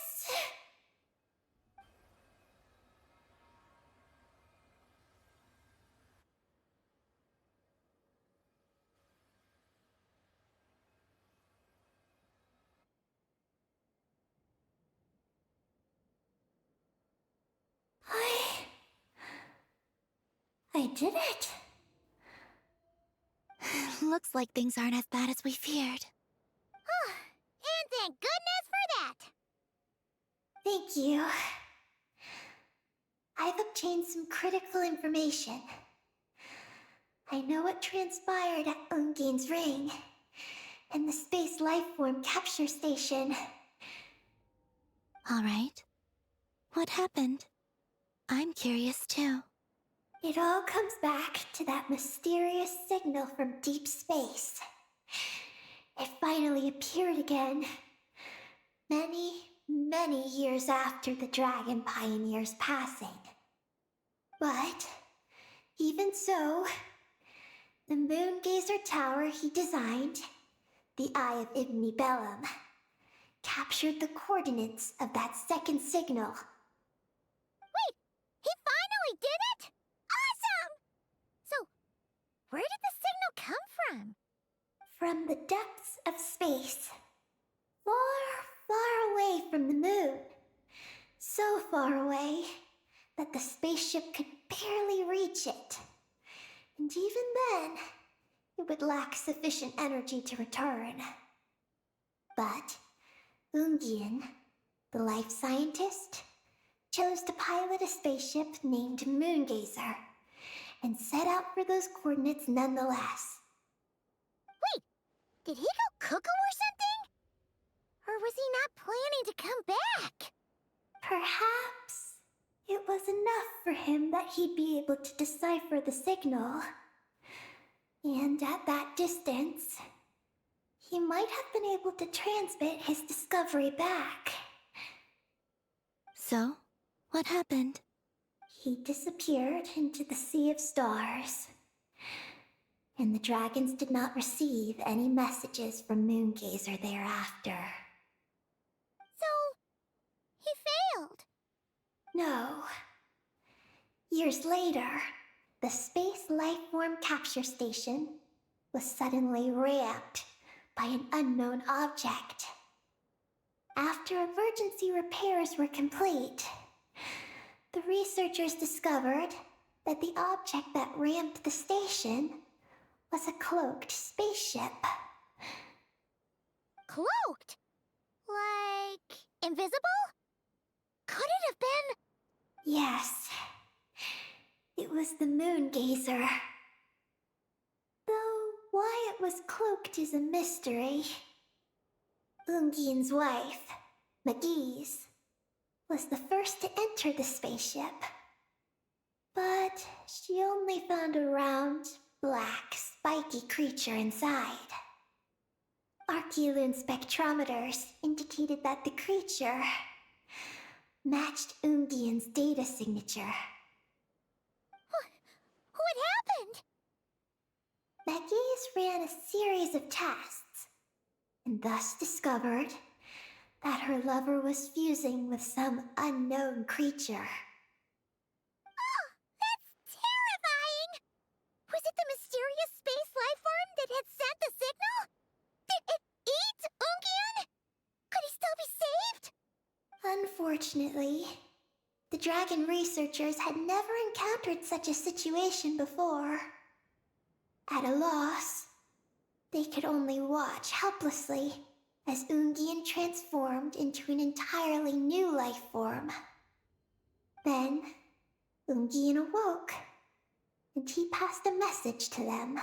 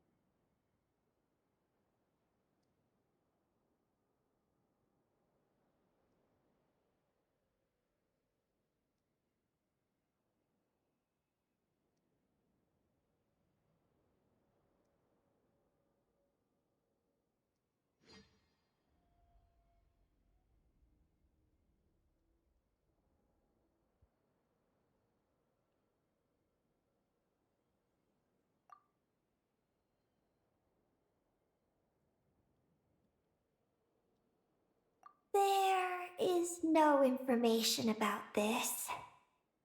Ah, seriously? There's still some missing intel?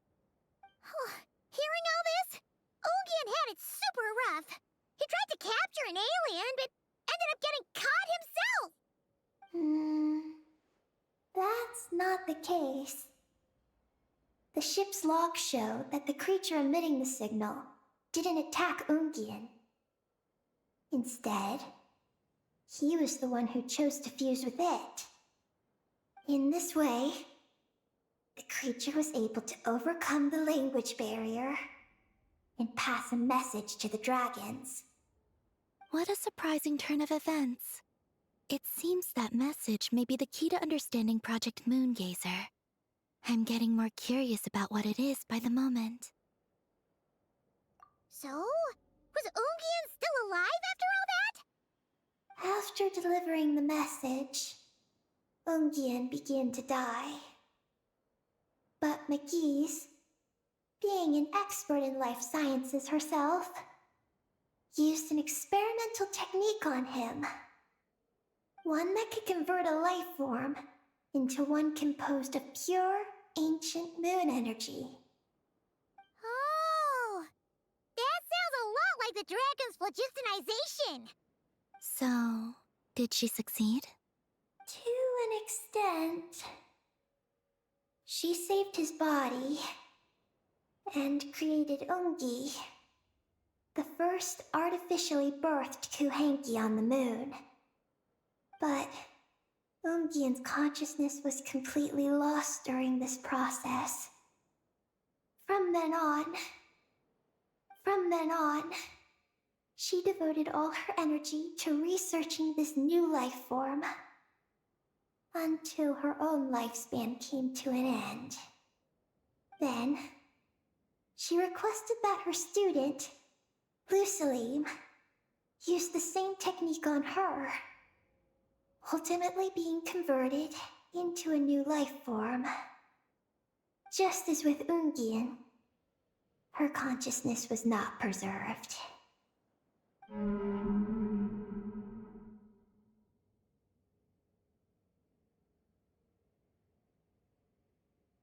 So this is your story. If that's the case, I think that Lusaline may have been the one to inherit the message that the creature from space transmitted to the dragons. Did he also establish a research facility somewhere? That's most likely where we'll find the key to Project Moongazer. Oh? Did you discover something?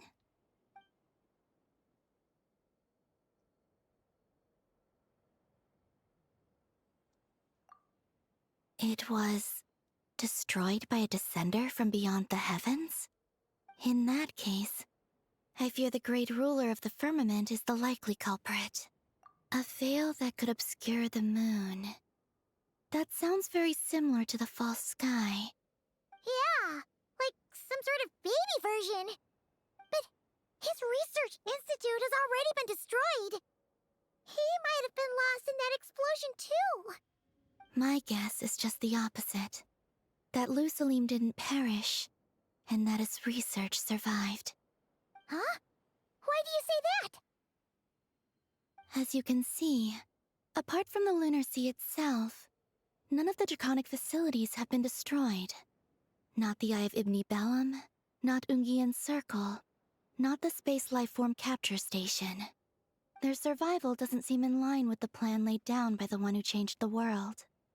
So, you're saying that Lusaline protected them somehow? Yes.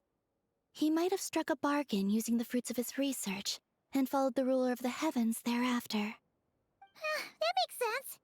And if it's true, he might have continued Project Moongazer elsewhere. But where? I do know of one other place on the moon. If Project Moongazer was hidden anywhere, my guess is that would be it. However... Ninin, is there something you haven't told us? Huh? Among your kind, only you have a mission you seek to fulfill. Oh, that's true! Now you mention it, Heki's These buddies all seem super carefree. Don't worry. I won't force you to answer. I just want to know more about you. After all, out of all the terminals we've seen, not a single one seems to contain information about you. I don't know either. It's okay. I'm just curious. If you don't want to talk about it, you don't have to. We trust you. What if I really am hiding something from you? I'm just curious too. Keeping secrets isn't always a bad thing. I learned that from a friend. But if I do get angry, I might take the hat I gave you back. And Paimon will throw the snack she was saving for you into the lunar sea. I understand. I promise I won't hide anything from you. Then I'll take your word for it, Ninin. Now, please follow me. There's a base on the far side of the moon. My powers tell me that it's massive. I originally planned to save it for last, because cleaning it up would probably be exhausting. But now, I suppose it has to be moved up the schedule. I have a feeling we'll find the answers to our remaining questions there. Thank you. How can I repay you for all this? Look, Paimon. Don't you think Ninin's matured even more now? You're right. She's actually talking about paying us back. But we're friends, so there's no need for all that. Yes. He taught me that lesson, actually. You could stand to learn it too, Ninin.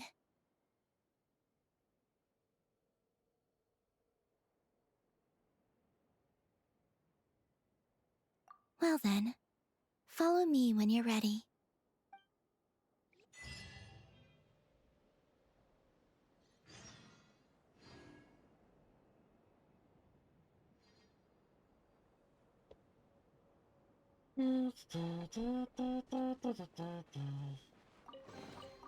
What greater pleasure is there than the unexpected?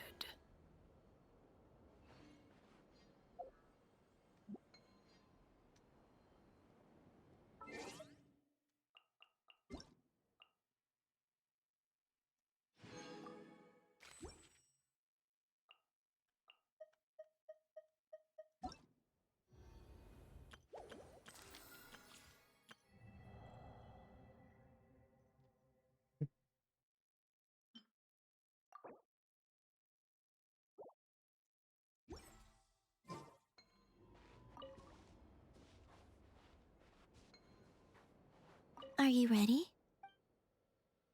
Let's go then. Follow me closely, just like before.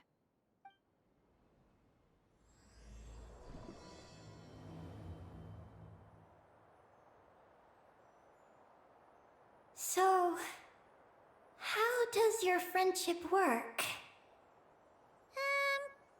We share tasty food with each other? Yes. And Paimon has wonderful taste in food, especially in snacks. We also often chat and play games together. You know, in Silvermoon Hall.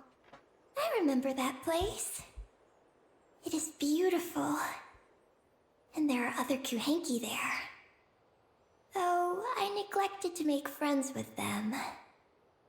That's because you had your mission on your mind and nothing else. It's okay, though. We'll just get Columbina to introduce you once we're done. I can do that. When the time comes, can we play some crazy party games? We won't be bothering anyone out there anyway. A party on the moon wouldn't disturb anyone either. Oh, right! And a moon party sounds way more exciting.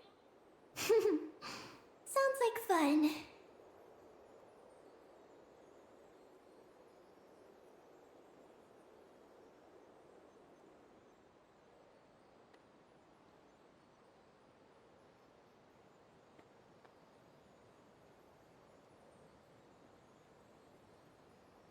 Look! Looks like there's something up ahead! We're almost there.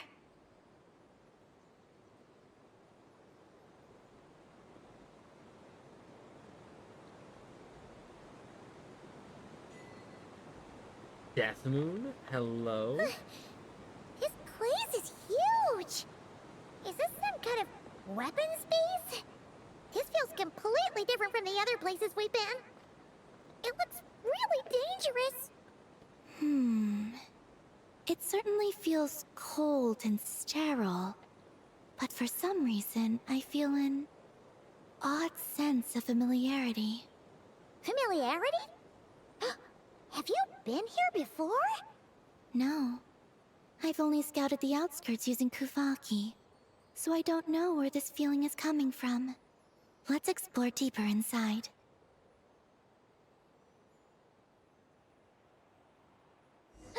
Something's coming! We gotta scoot!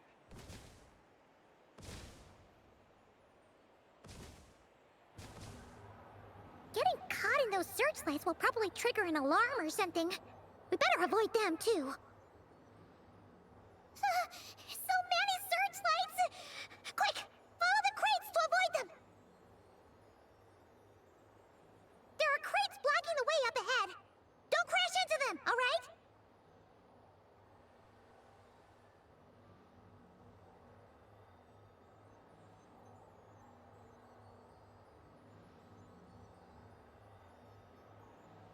There are too many searchlights up ahead. Let's find another way around.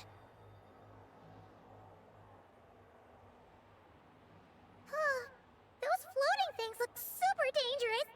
We better not let them touch us.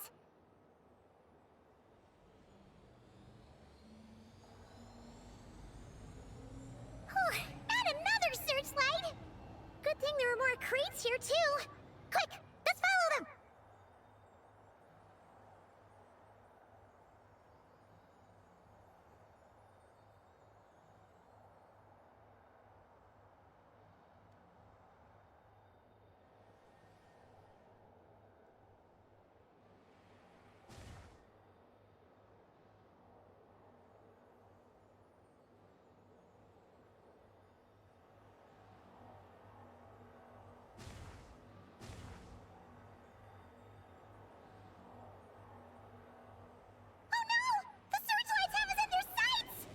Let's speed up and rush through. Look! Is that the entrance?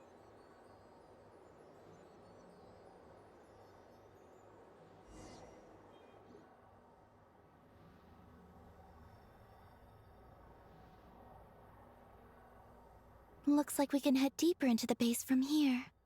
Who would have thought this base would still be operational? This is crazy.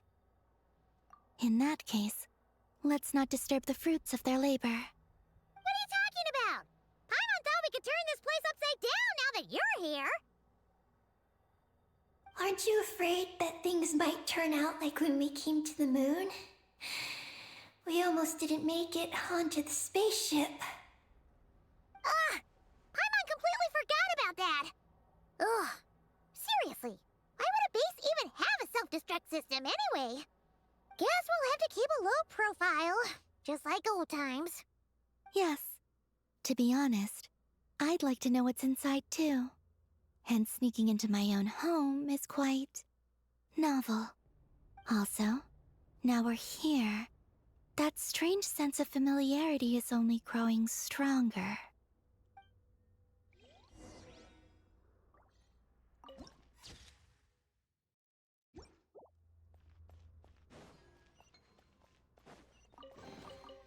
Ah, something with which to commemorate this occasion.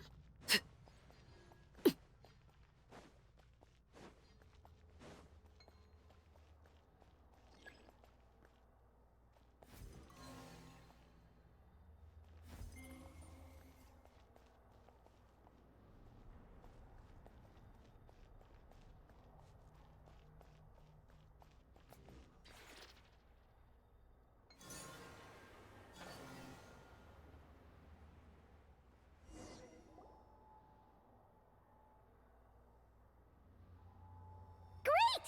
Here's another terminal! Your time to shine, Eggy!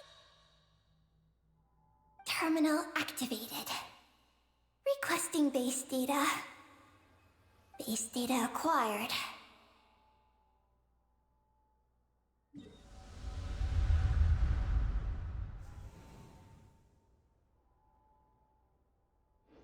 Searching for Project Moongazer.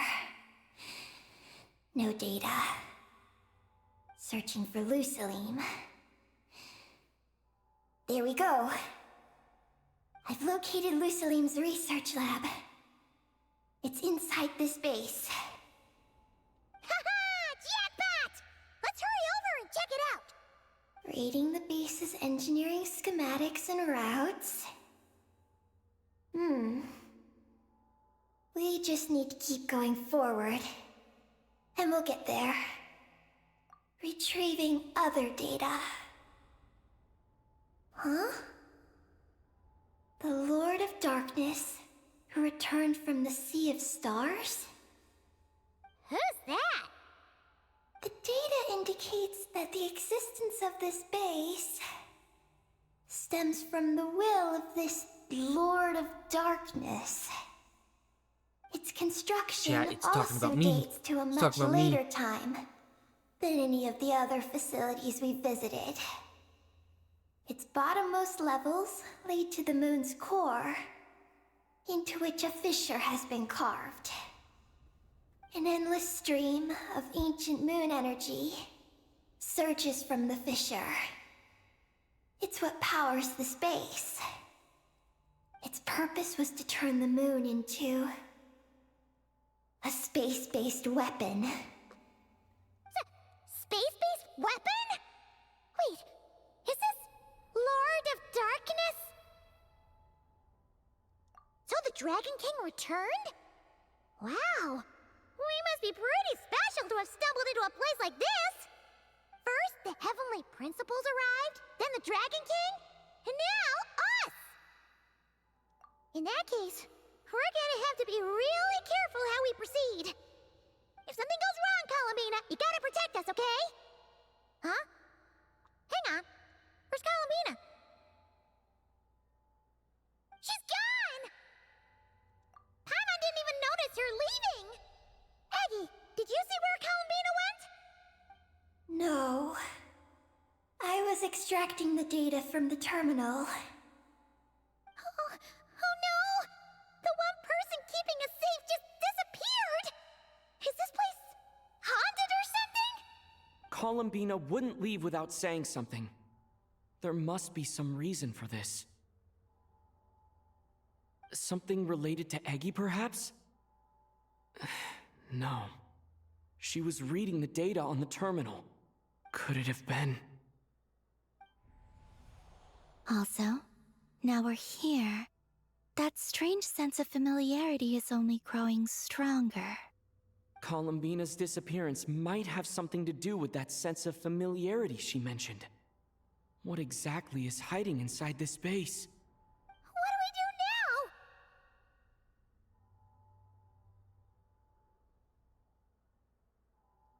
now? Yes. That place must hold the secrets this base conceals. We might find some clues about Columbina's disappearance there. That said, our route requires us to pass through the security systems ahead. We can't afford to trigger a base-wide alarm. Is there a way to disable the security somehow? Let Paimon see.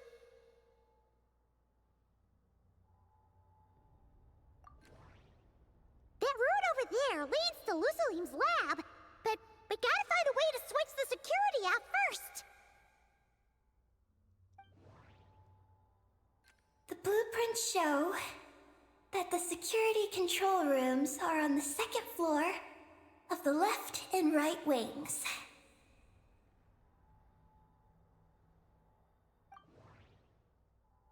The blueprints show that the security control rooms are on the second floor of the left and right wings. Looks like there's been a cave-in. There's no way through. Looks like this room leads to the second floor. Looks like we need to reach the second floor through the room on the left. That's where the security control room is. How about we find a way to sneak in and check it out? Yes, Rain? What? Should I make a bowl of fruit or just eat one mochi? I'm sorry, say those options again. I'm trying to be stealth. Make a bowl of fruit or one singular mochi? Um, I think the question should be a bowl of fruit and a singular mochi. Yeah, but I shouldn't eat that much.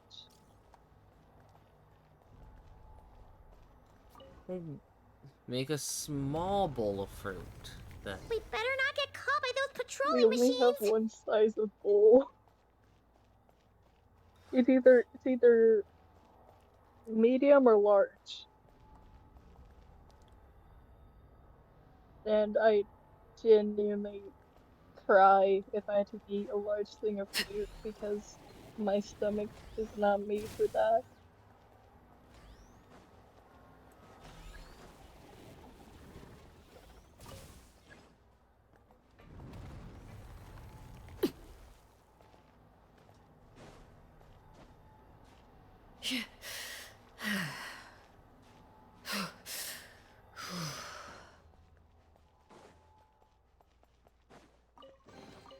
Ah, something with which to commemorate this occasion.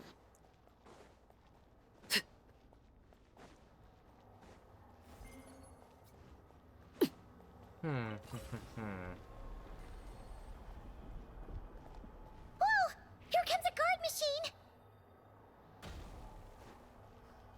Laid bare. Yeah. Yeah. Phew! You made quick work of them. We should be able to keep moving now.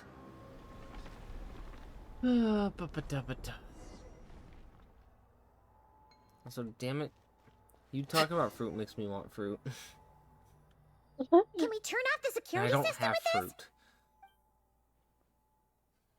Um, what I That's normally right. do is I These are the take security 2 controls. kiwis, a banana, and an But apple, it and I just seems slice we them need to up shut and down put them in both a the bowl with security Nutella controls and peanut butter. here And and then in with the some room on the berries. It's right. really good. And we need to do it in quick succession. So, that means once we turn the security system off here, we've got to hurry over to the other control room as fast as we can, right? Hmm.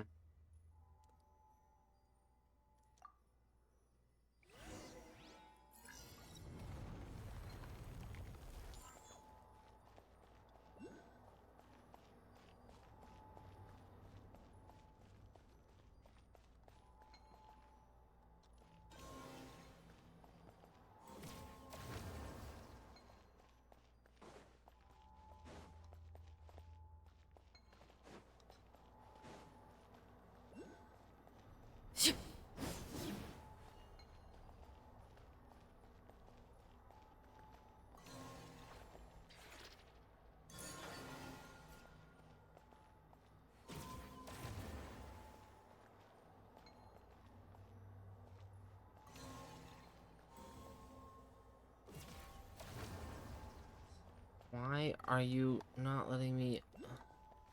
There are patrol machines up ahead! Be careful now! Oh, because I actually have to run across. Looks like everything in this room's been buried.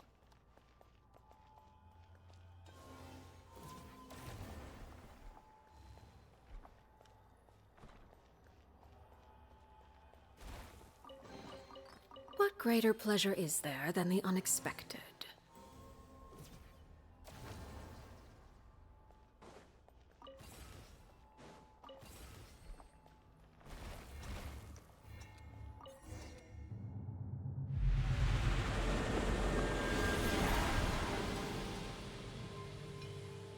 Great! The alarm's been disabled. We should be able to proceed now, right?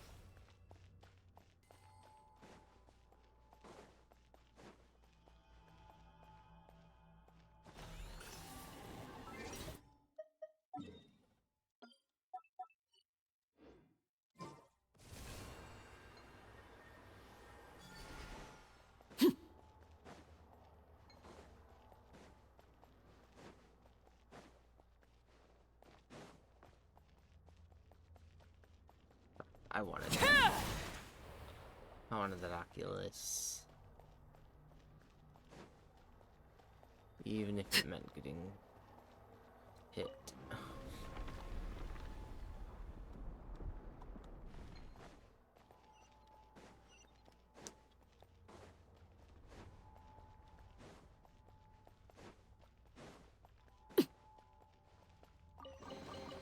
Ah, something with which to commemorate this occasion.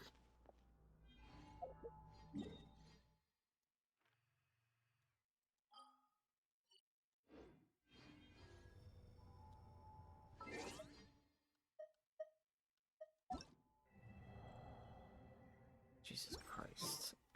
What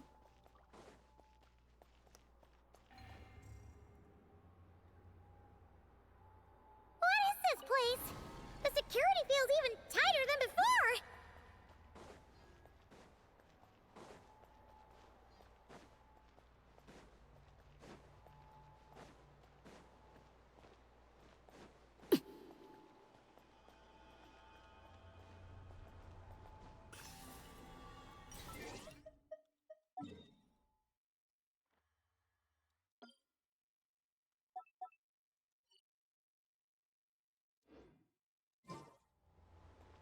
Nope, that's returning to the place I just came from.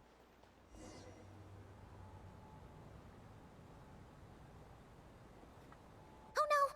We've been spotted! Over here.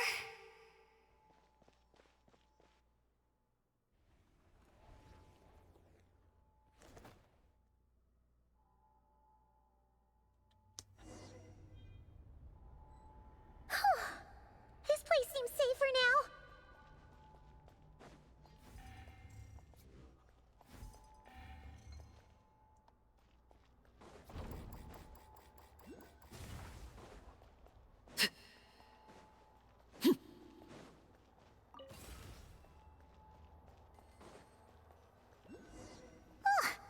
Searchlights again!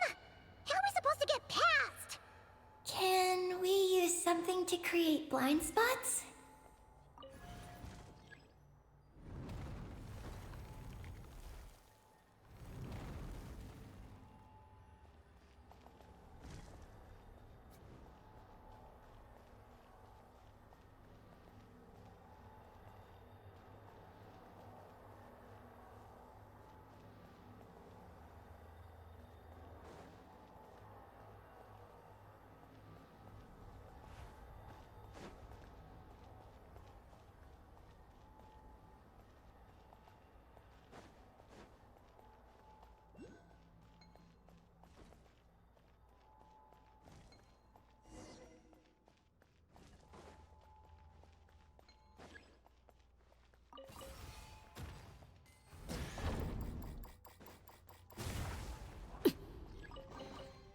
Ah, something with which to commemorate this occasion.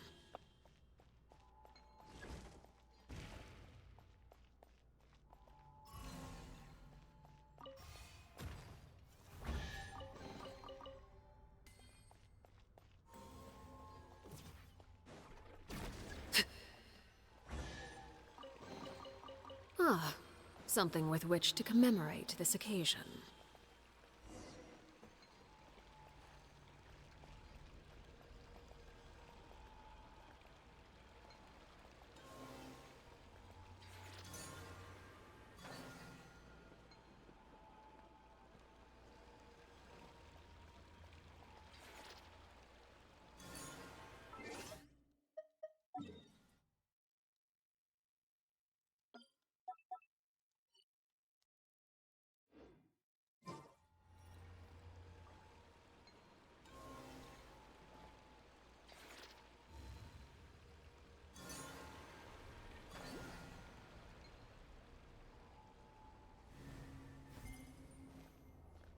Finally! We're here! This has got to be Lusalim's lab, right? Hurry! Let's search it and see what we can find.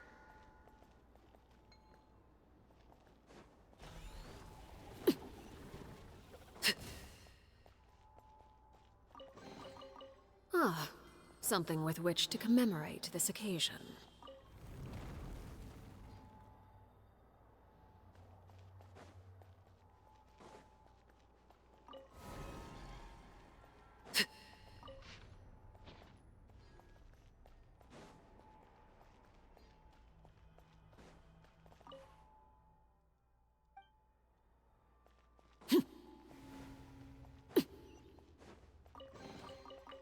greater pleasure is there than the unexpected?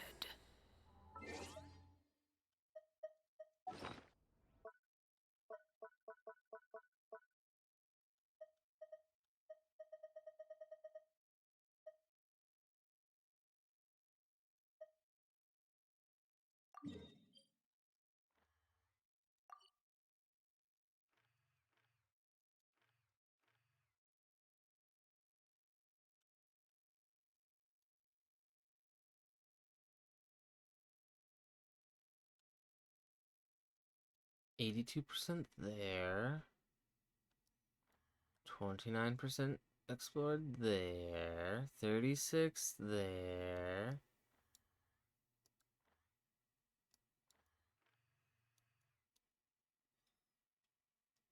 Huh.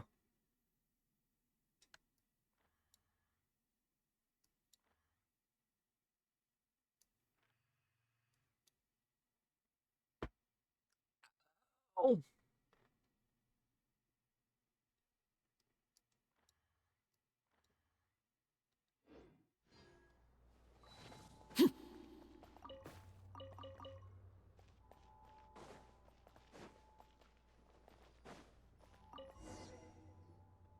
Huh?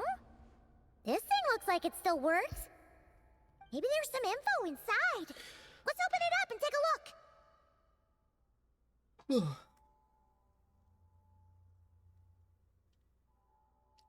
Is this the message that the creature from space sent to the dragons? I see. So, that's how it was. So, Project Moongazer was meant to send this kind of message back out into the universe? If that's all there was to it, couldn't they just have used the Eye of Ibnibellum? Did Paimon miss something? Hang on, just gonna check again. Huh, what do you know? There really is a footnote at the end. To my daughter, Ninin. Ninin? Wait, so you're Lusalim's daughter, Eggy? Wait, then how'd you end up like this? I don't know. I don't have these memories. Why don't I have them? But what about Columbina? We still haven't found any clues regarding her disappearance.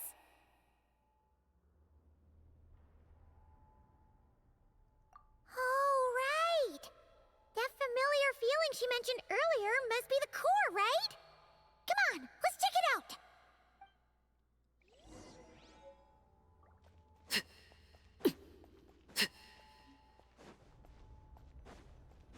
No, there's an Oculus here. Let's go.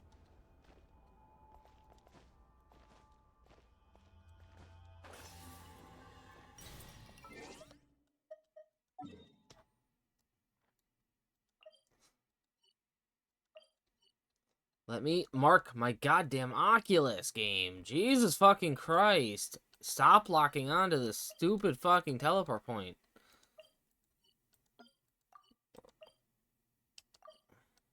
Cancel navigation. There we go. Fucking A. Staring into my eyes is ill-advised. Re-navigate the fucking I can't promise you'll like what you see. mission. An impressive bounty.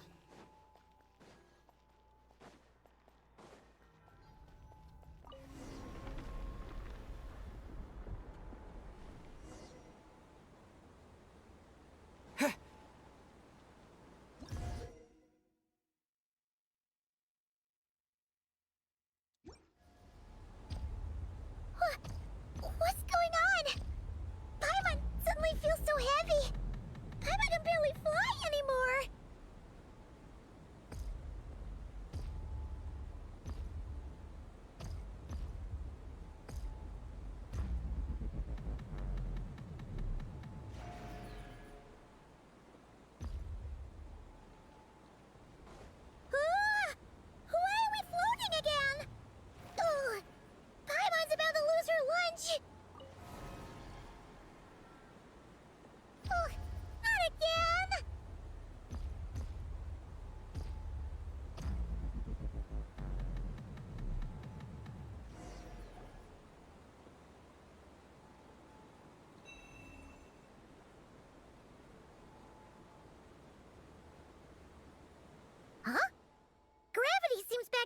cool.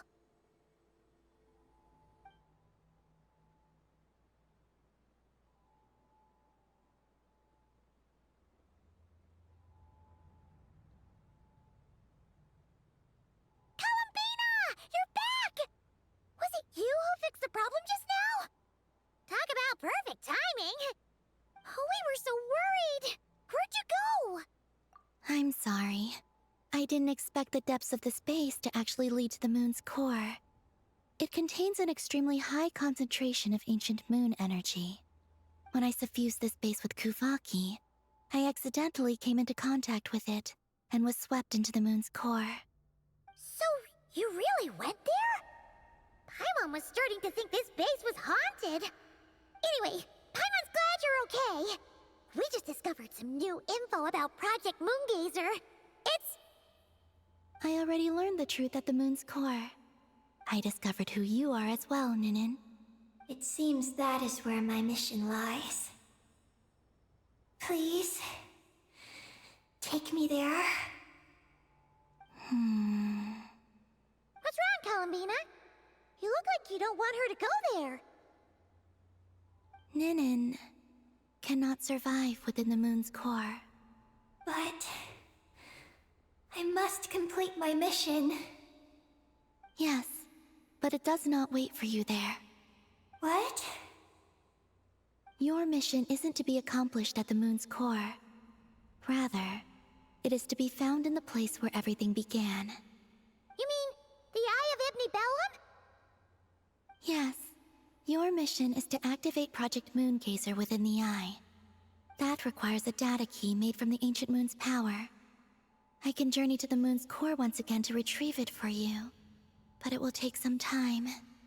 Are you asking me to return to the Eye and wait? Would that be all right with you? No.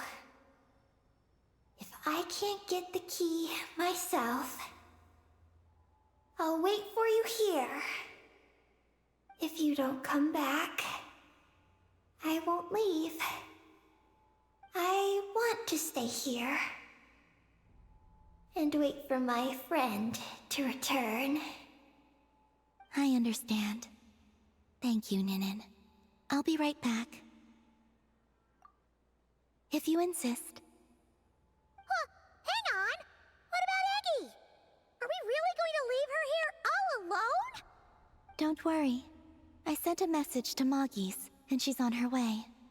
As long as she stays here, there's nothing else in this space that can harm her. Oh, Paimon's still a little worried, though. Maybe she should just stay here and keep Eggy company. Huh? Don't you want to see what the moon's core looks like? Yeah, but Eggy will get lonely here if we leave her all alone. She's also Lusalim's daughter, which is, well, something she only just found out. News like that always takes some time to digest. And it's not easy to handle. What if she starts to overthink things and runs off somewhere dangerous? So, Paimon's gonna stay here with her and wait for Moggy's. Just make sure to come back and tell Paimon what you see, okay? Thank you, Paimon.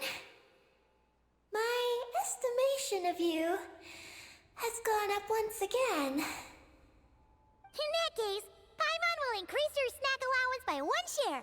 Now, it's 3 for you and 7 for Paimon. Huh, why so surprised? Paimon did watch Eggy grow up, you know. Alright, go on, go on. The sooner you go, the sooner you'll be back. Don't make us wait too long. All right. Traveler, come with me. And let's just abandon Paimon. Go without worry.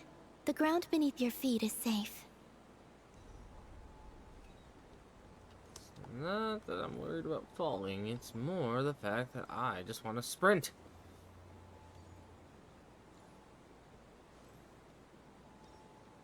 The finish line is down below. Don't be afraid. We'll go together.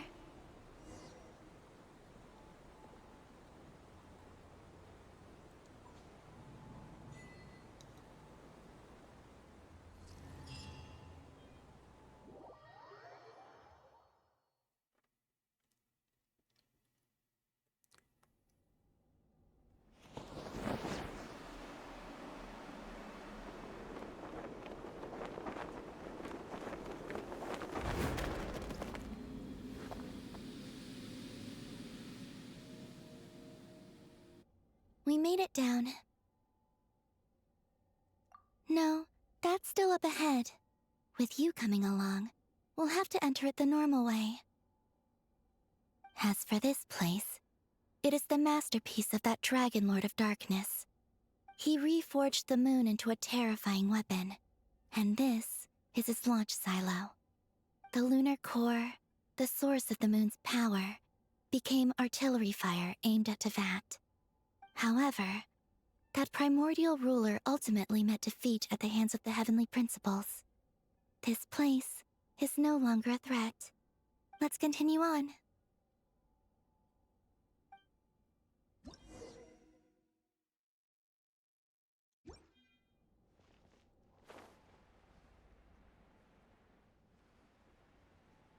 We are walking atop the wall of the launch silo. You've probably noticed that the gravity here is a bit off. It seems there are devices maintaining this facility.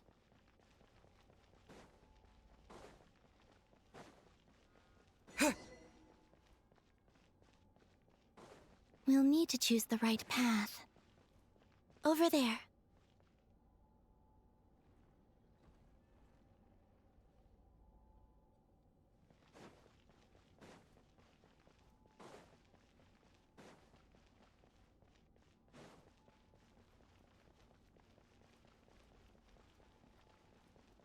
Watch out for those engineering mechanisms. Don't let them slow you down.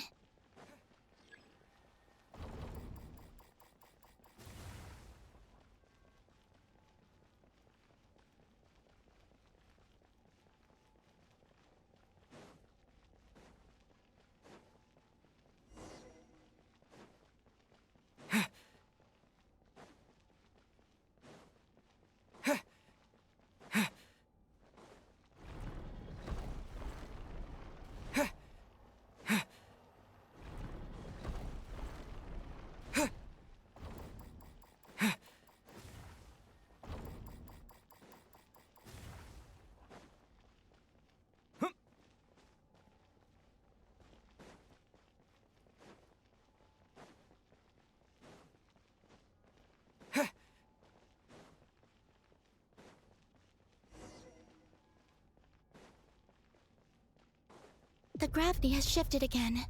Are you all right? We're almost there.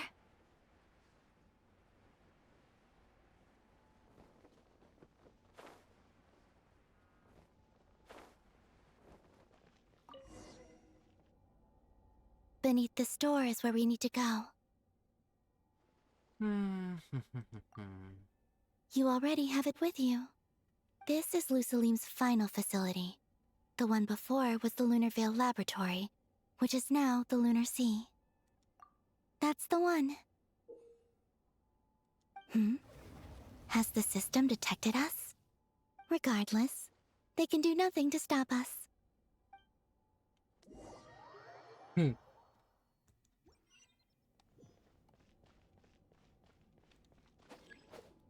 Scorch and burn!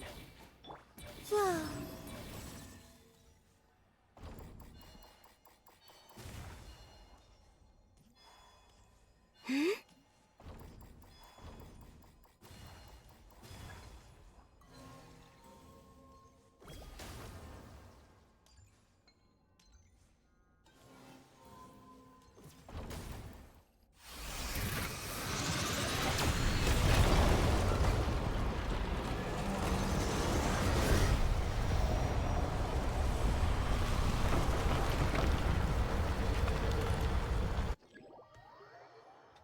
Looks like it's borrowed some power from the moon's core.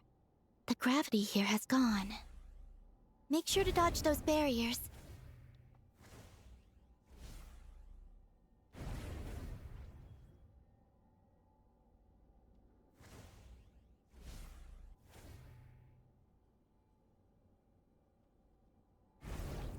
Oh, Jesus fucking Christ.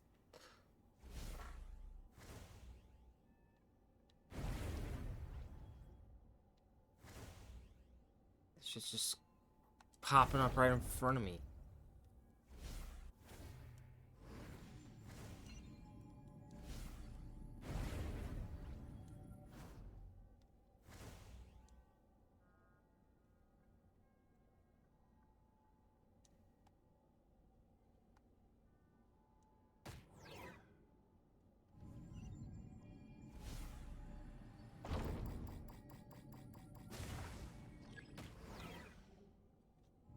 Thank you for the follow, Ellie.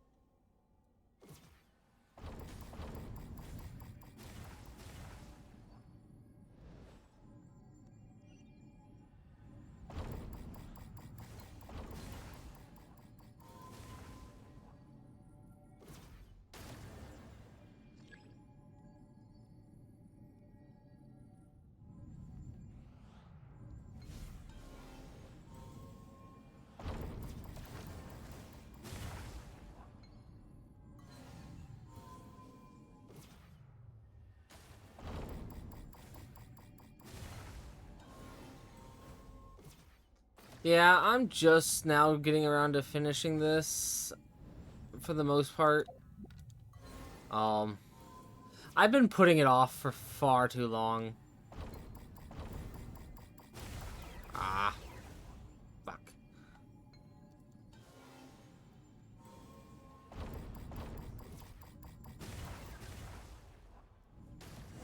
There we go. Preparing to fire high energy blast.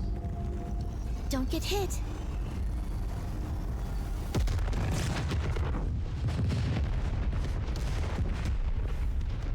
Let's push forward while we have the chance.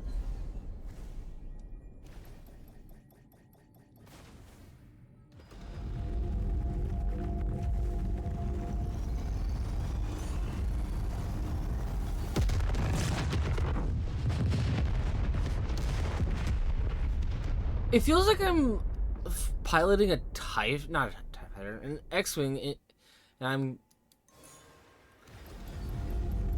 I'm going into the Death Star to destroy it. I was right off to the side here.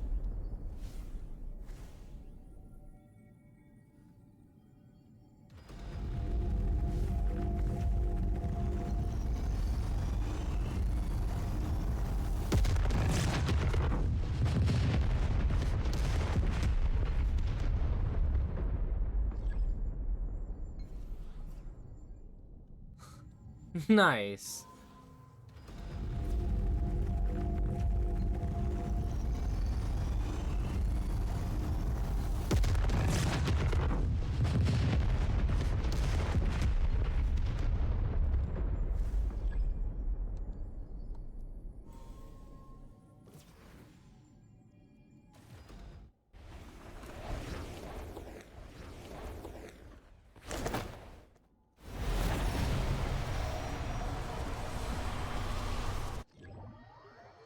Yeah, I've been I'll handle the gravity.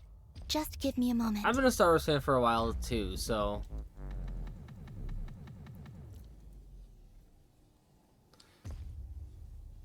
but who's your favorite Genshin character, Ellie?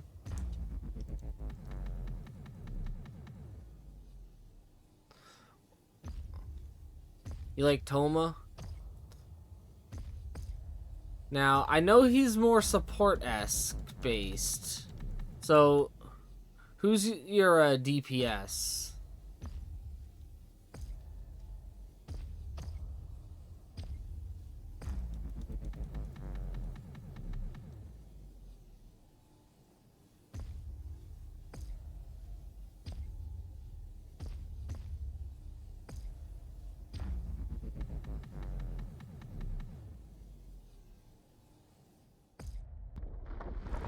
Ugh.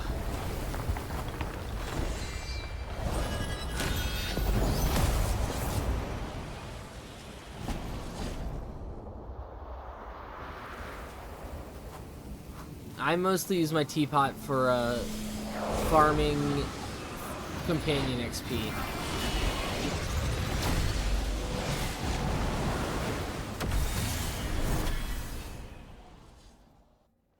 But there are two characters that, since hitting Friendship 10, have not left my teapot. Though, right now, This is the moon's core. I'm not able to Beautiful, go to said isn't it? teapot. But The ancient moon energy concentration here is very high, so stay close to me. Let's keep going.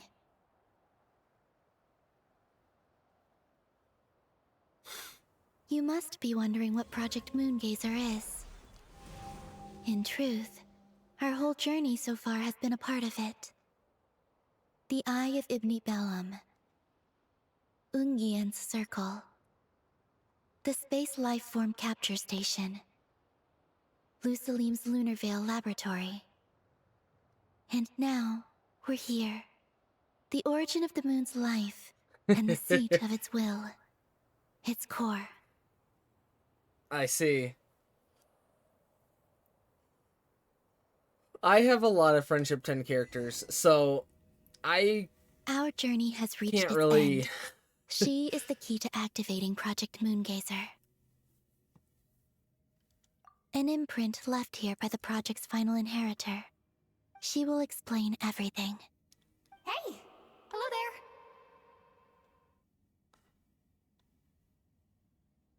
So, I'm let me put it this Antidia. way. You can Aside call me from Ninin. the two That's newest what people usually call me. characters, all What's my your name? 5 stars Ibn are, Ungian? Magis? Friendship 10. Or are you Lusalim? No need to answer me. Unfortunately, I'm no longer here. This is just a recording. But, if you look at it another way, it's not unfortunate at all. You're here. And that means the plan was a success. You have inherited our mission. You must still be very confused about a great number of things. Such as, who exactly am I? Let me tell you. You are a new life created through the will of the moon. A crucial part of Project Moongazer. If I wasn't in And cutscene, how exactly I'd is this show you project? You must be thinking. my account. Don't worry, I'll get to that. First, please thank the 3 Moon Sisters, who permitted our transgression and allowed us to borrow the power of creation from the moon's very origin. Okie dokie. Secondly, thanks are owed to my teacher, Lusalim. He inherited everyone's research and successfully collated all their ancient moon energy data. That's how I was able to gather that data in this sea at the moon's core. Then, when the primordial power of creation was triggered, bam! A cute little black Kuhanky, namely you, was born. You might inherit the name of someone who came before us through the ocean of data. Or you might not. But, you will probably recall that you have a mission. Are you talking about the one on screen, Next, we or... must say thank you to Madame Magis, Okay. who uncovered the nature of our astral visitor, a database life form. Her research was the foundation upon which you were born. And we have Ungian, who sacrificed his life to relay the final message that our guest civilization sent out into the stars.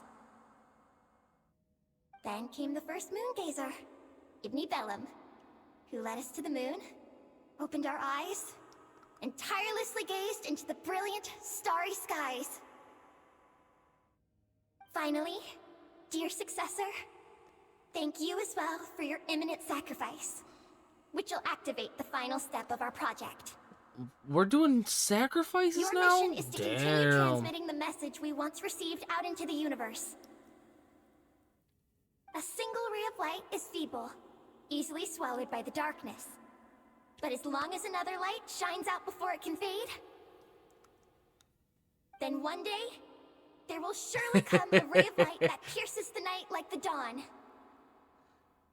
I haven't I seen imagine you understand what I mean at this point, Lumines, yes? but As it happens, my time is almost I only up, chose Aether because but that's okay. I'll I'm be joining them all a soon. male, so... Come to think of it, you might actually have inherited my name. It's time to say goodbye. Go complete your mission.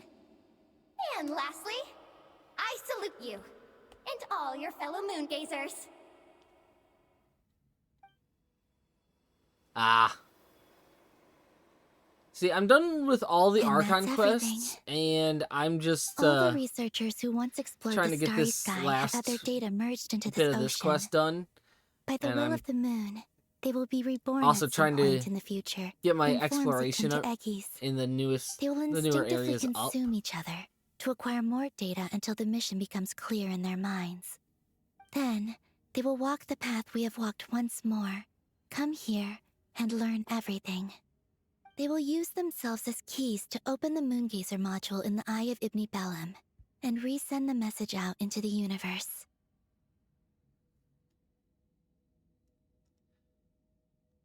Yes, and this cycle may have already happened more than once. That said, calling out into unknown space is not necessarily safe. The dragon researchers must have also realized this, which is why they began work on the lunar veil. And in Ninen's era, the world already teetered on the brink of destruction due to the conflict between two supreme beings. But peace has been restored into that, at least for now. If the signal sent out this time ends up drawing the attention of the darkness that dwells amidst the stars to this place. As promised, I will hand the key and the message over to Ninen. But do you think we should stop her from completing her mission? Or should we support her? I understand. Then let us return to the first Moongazer's tower. Don't worry, Moggies will pick them up. It'll be a fairly long journey. We'll have plenty of time to give this some more thought. Let's go. It's time to leave. Now, without spoiling anything, am I Moggies has already close picked to the Paimon and end? Ninen up and is heading back. We can get going once you're ready. Actually, All right. Still, we shouldn't delay for too long. okay.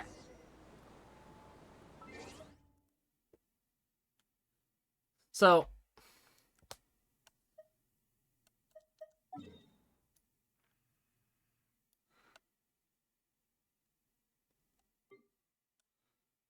$98. Mind you, I haven't done a lot of the moon yet. Lunar Highlands at 36. Temple of Space 100. Ancient Sacred Mountain 100. Sea of Bygone Eras 100. Underground Chasm. Ankonomia. All of Nodkrai. Except for Duna Pit, which is new.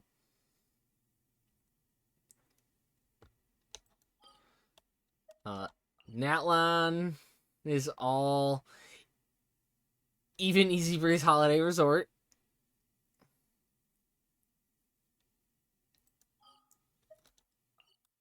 All of Fontaine.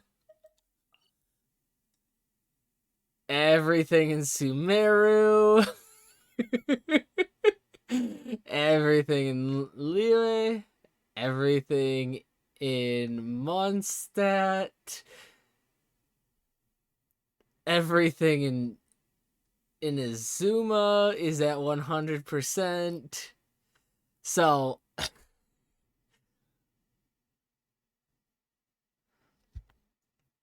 I've been busy on my account. And then as for my characters, hold on, that character archive, I have every single character.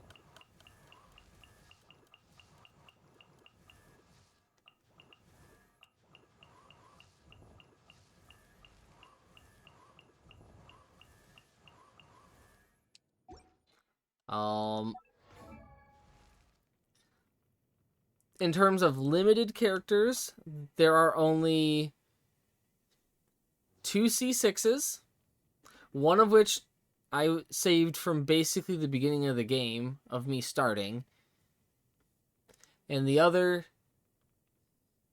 I kind of, I mean, as with having every character, I did swipety swipe, but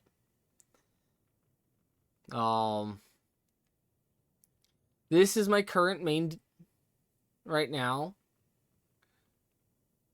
I am an Arlecchino main. I have her weapon. And she's one of the 2 C6s. Triple crowned.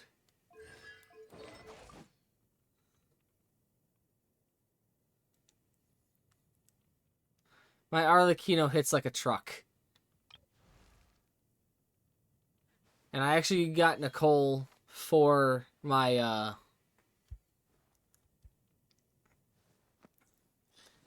got Nicole to buff my Arlecchino because I hate Bennett. I hate Bennett. His voice is so annoying. He's supposed to be like a 15-year-old character, but his voice sounds like a 10, 11-year-old.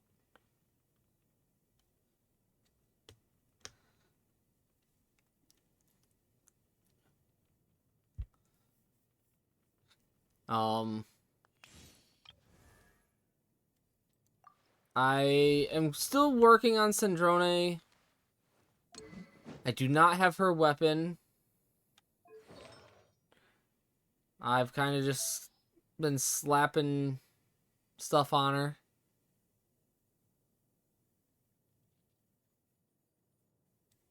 Do you have Miko? Do you have Yai Miko?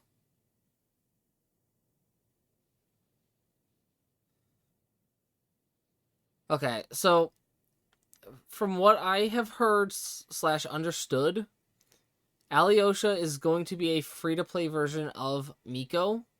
So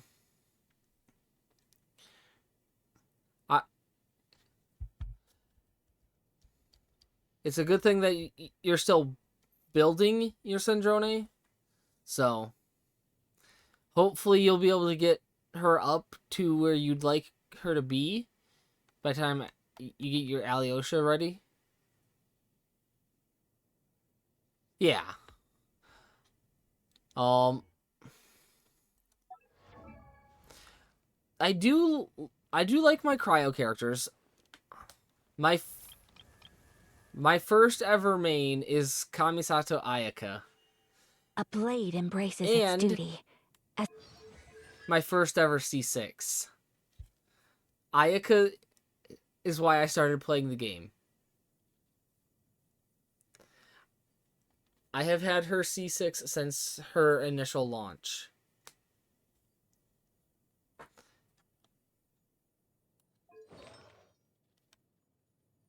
I take pride in my Ayaka's build, even though I'm overcapped on crit rate by 1%.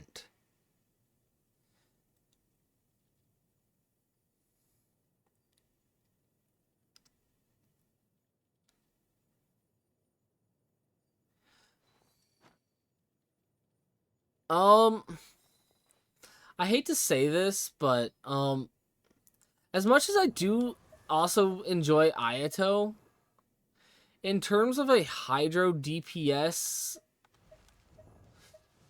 I'm gonna say Nivelette.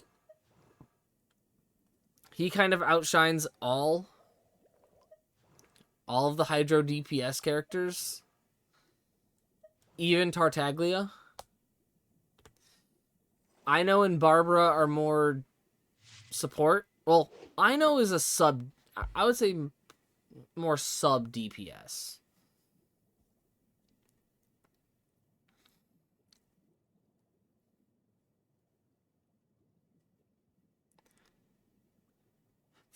I mean, fair enough. I just go for every character because I'm a collector. And then I'll go for cons on characters that I actually will use. Like, so, since I use Flynn's, I went for Bina. And I went for C2 Bina because C2 gave the best support for Flynn's. Now, it just so happened that, yes, Flynn's was / is still meta, but his gameplay was a bit easier to or comprehend than, say, Veressa. At least for me.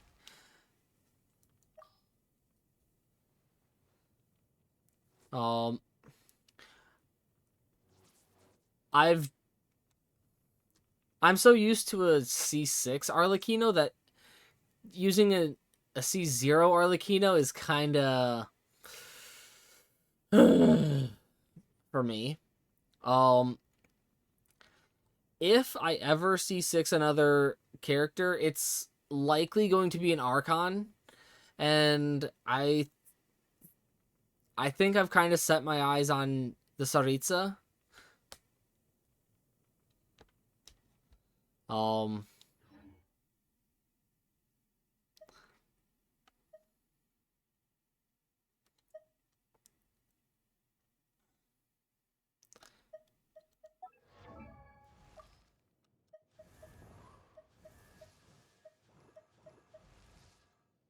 Well, also, one thing to kind of counteract the meta thing regarding Neuvillette, he technically isn't fully meta anymore,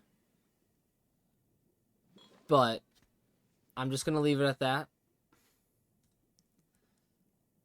If I had to say the more meta-esque characters are Mavuika, or current meta, Flynn's, Zibai,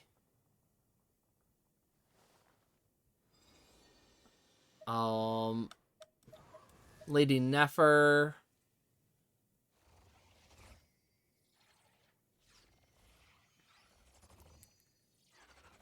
and then Skirk.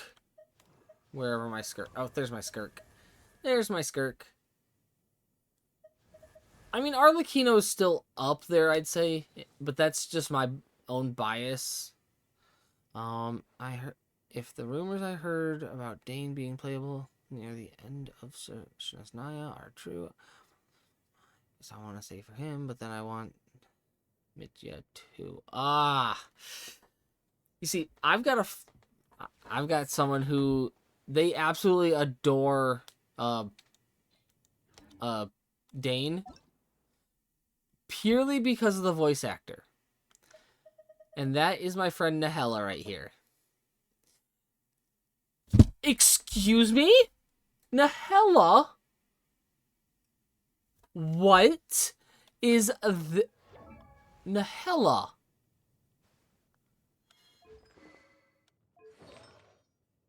Hold on. I gotta send a message. I gotta send a...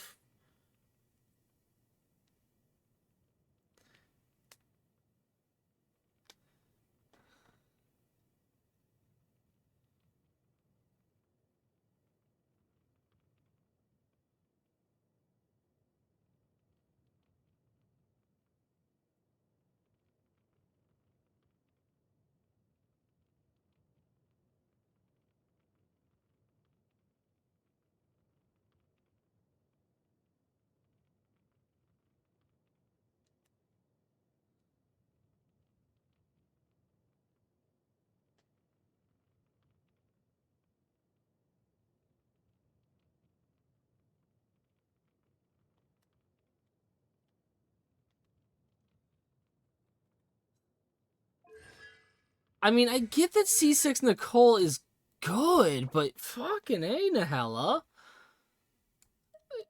She's got C6 Flynn's.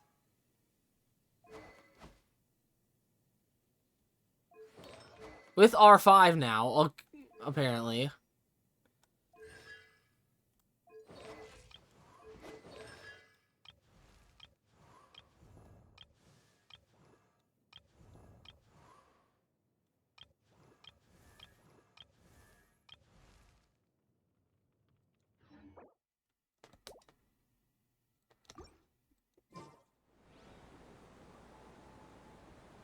Okay.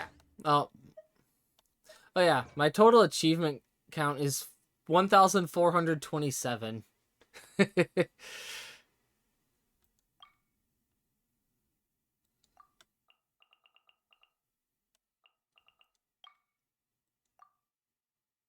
Nice. Don't rush yourself. um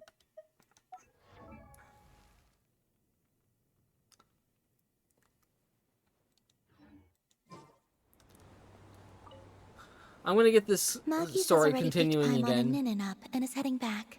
but We can get going once you're ready. Then let's go. so now I can just focus on chatting to chat.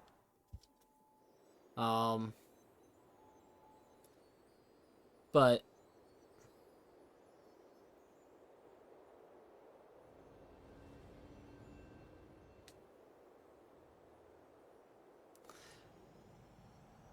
yeah, I'm thinking about C6ing the Saritsa.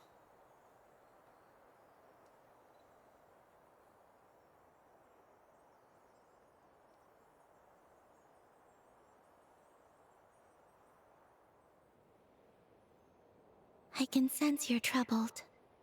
I am too. So it might Yeah, be I best if don't we like spend our the journey back in silence. I don't like Gaze the upon the rhythm moon, events. add to that, I don't even then like look up at the starry sky. the dancing event that we You will just find the had. answer, I'm sure. I spammed literally the same button the entire time.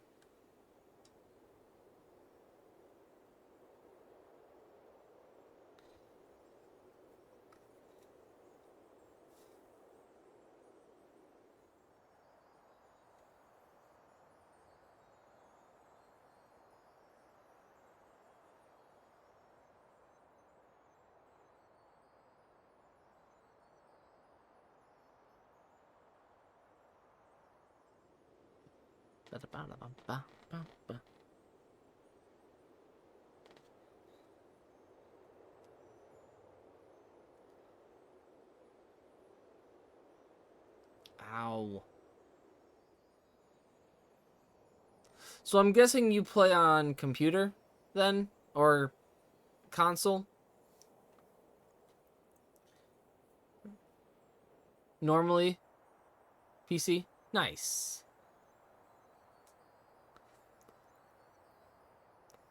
I'm PC too, but I use a controller. Honestly, I find it a lot easier with a Genshin, a lot easier with controller. Even Wuwa. I find Wuwa pretty easy with a controller too.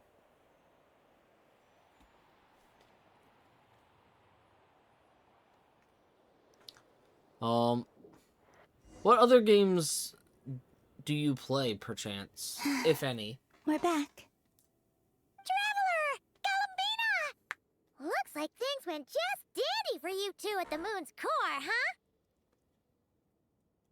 Oh? So, you know where Eggy came from? And what Project Moongazer's all about? Yes. And the key to unlock the Moongazer module. It's all right here. I'll hand it over to you now, Ninin. Once you've read the information here, you'll know what your mission is. Okay. Thank you. I have been I do play Star Rail. I waiting just for don't this play it moment. as much on stream. Star Rail I only play for the story nowadays. Why do you two look so serious? I do play Minecraft, but I only play it with friends. What kind of risks? You'll find out by the time you're done reading.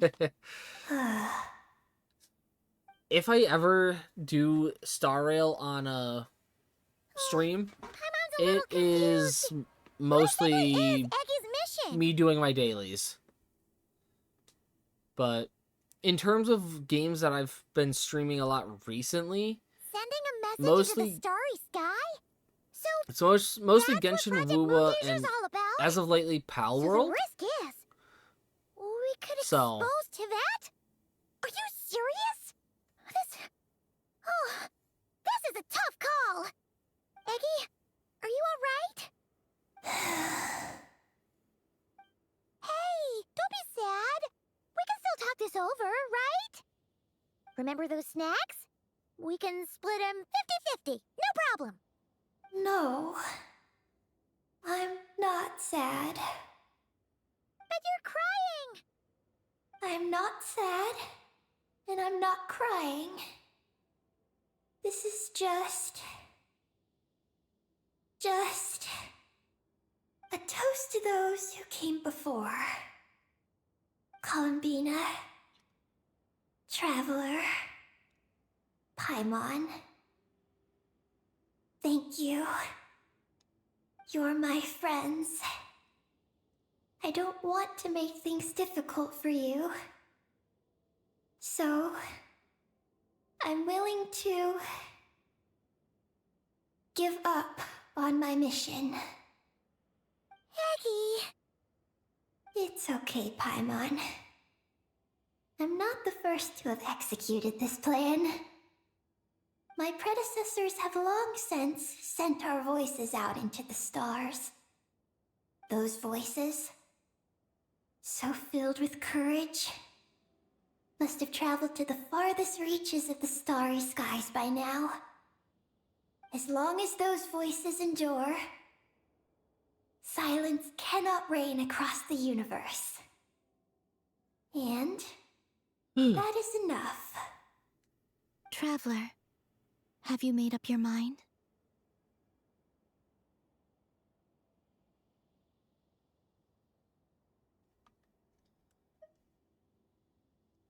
And what if I could use my power as the moon goddess to shield the messages that Ninum sends? Kuvaki and the ancient moon's energy are both, in essence, the power of the light realm. As such, I can infuse my power into the transmitted messages. Once the data passes through the false sky, I can also use that same power to monitor the surrounding area. If there's danger, I can erase the information. That way, we won't be discovered. Oh? Well, that sounds great. But can you maintain your power the whole time? Well, my strength does have limits.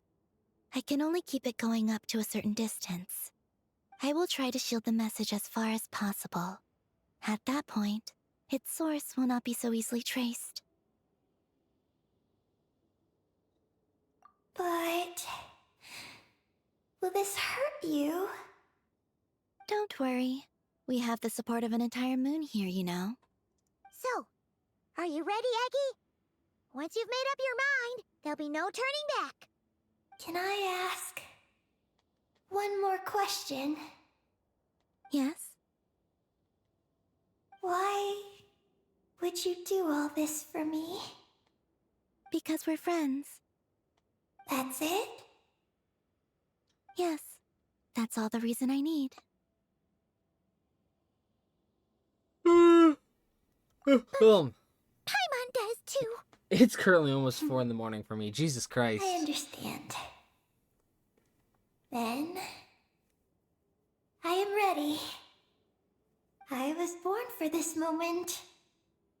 All right. Now sing out toward the stars. Javat's moonlight shall send you off on your voyage.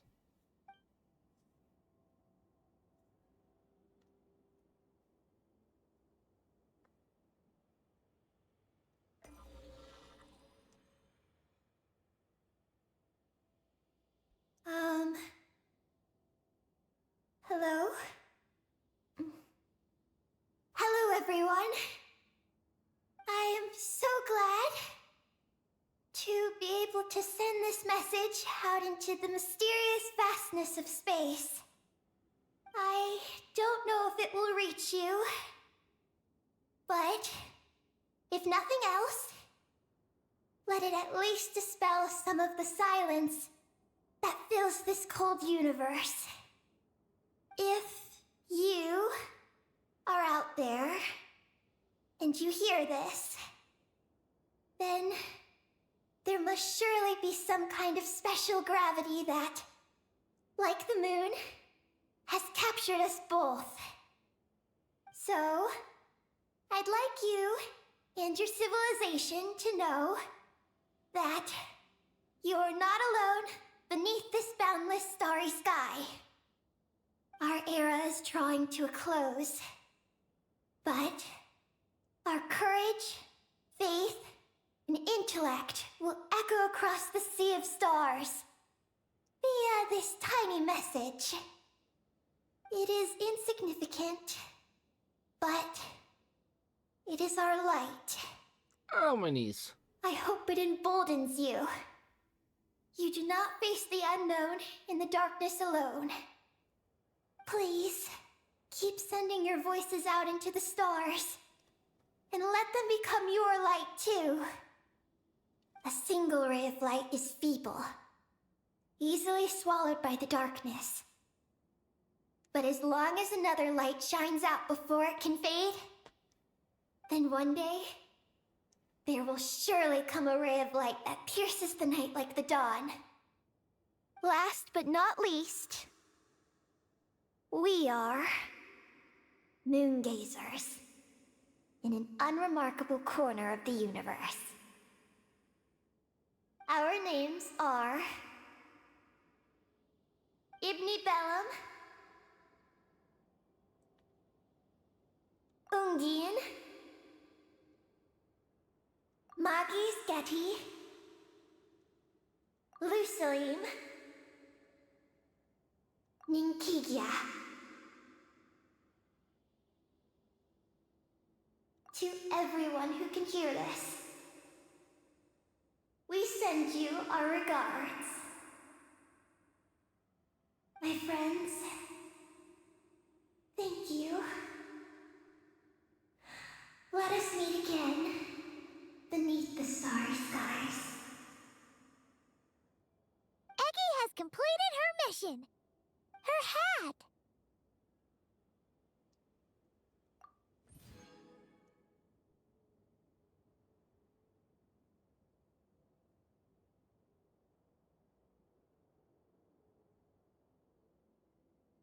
I'm fine. But I need to stay focused for what comes next, since I'll be pushing my strength to its limits. Understandable. Then let's hurry and find a quiet place. Oh. Goodbye, Eggy. I'm honestly a Paimon will little always remember surprised you. that they didn't choose the route of keeping Eggy or Ninin.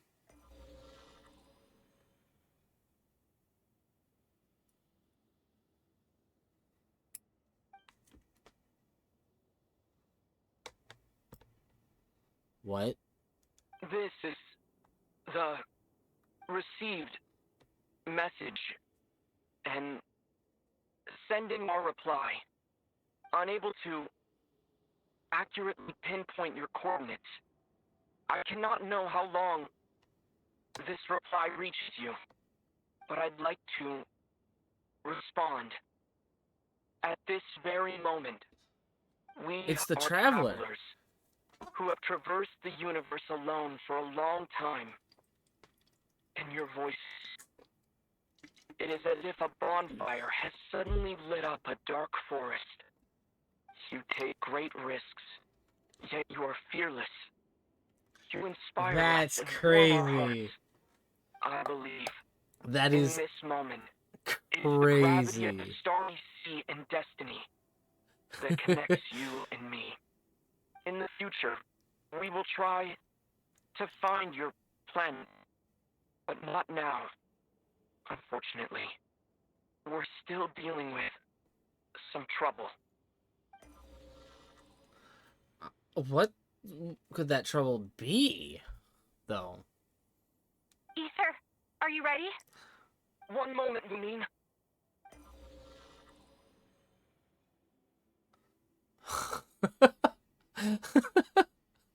Well then, my regards to you. Just as you said, the sea of stars is vast and boundless, and we are not alone. Let us meet again beneath the starry skies.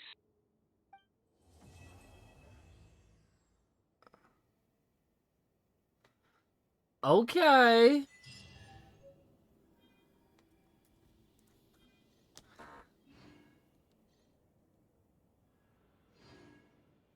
An So impressive bounty. every time I hear the traveler actually speak, depending on whether it's the male traveler or the female traveler, depending on whichever version you choose, I'm just like, he got paid.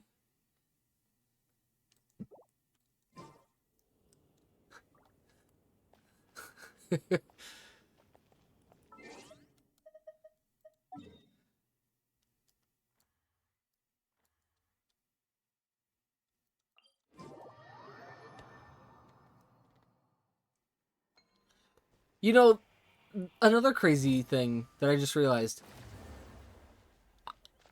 was I was going through that cutscene with Starset playing, which is kind of a space-themed-esque band slash futuristic. Okay, cutscene, thank you. I get it, An but impressive I don't want to be bounty. standing in fire. Thank you very much.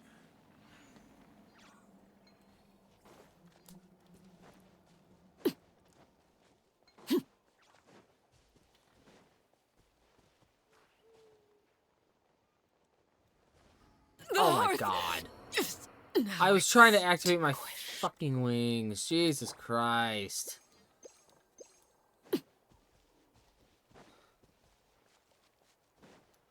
Laid bare. Yeah. Yeah.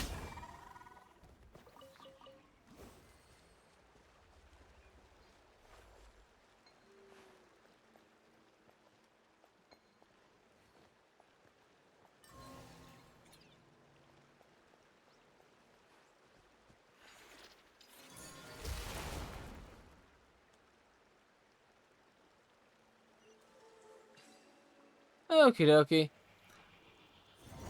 I'm gonna vent. I'm guessing it's about.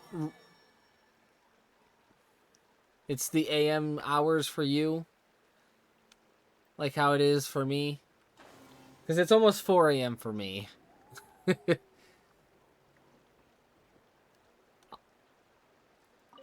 I'll probably. An impressive bounty.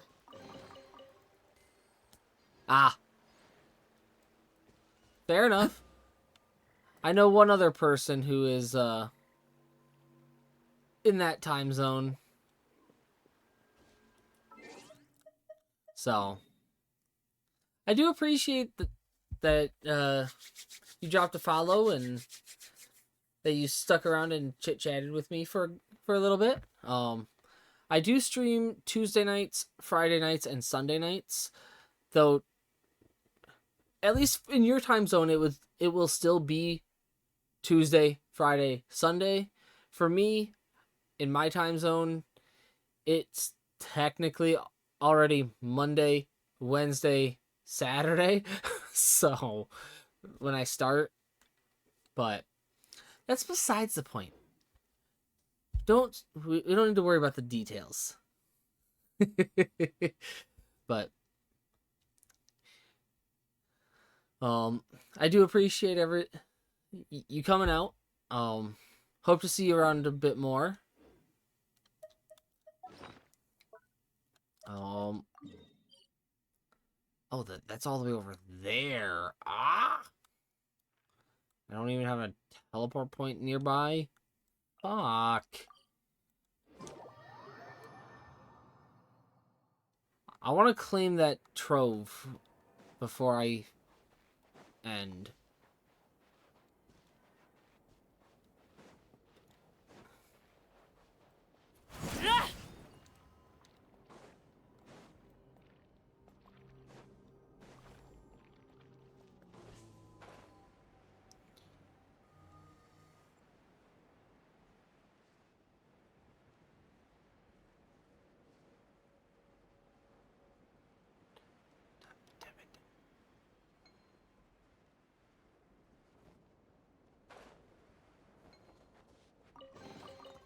Ah, something with which to commemorate this occasion.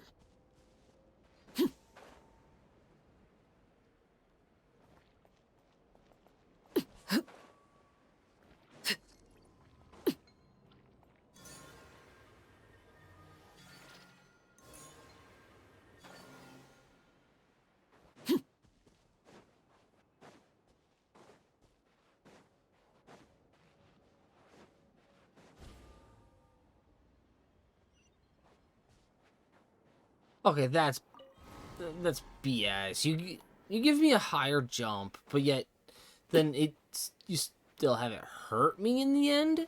That's crazy.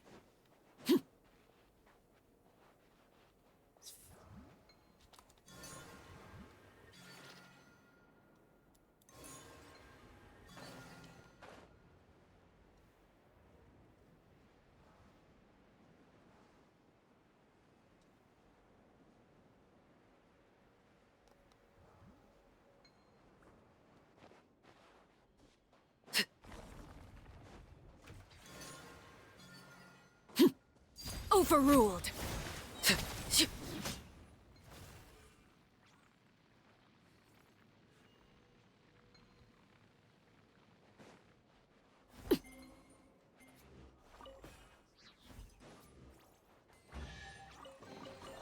An impressive bounty.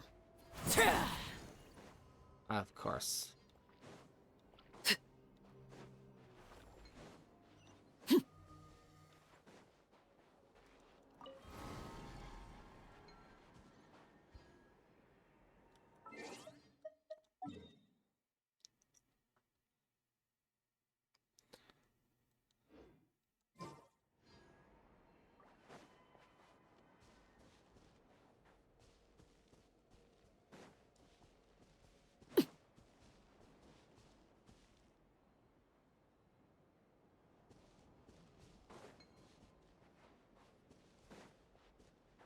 You know what?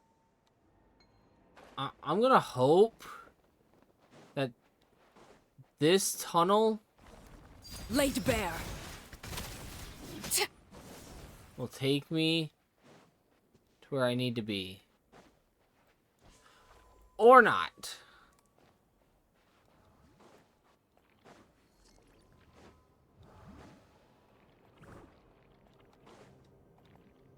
Game! Stop giving me cutscenes when I'm...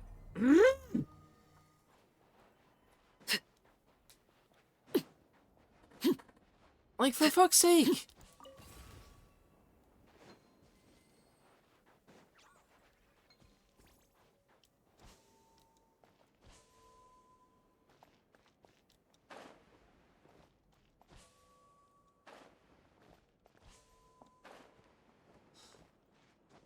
And now... Hold on, let's regain my stamina. Take a break. Actually...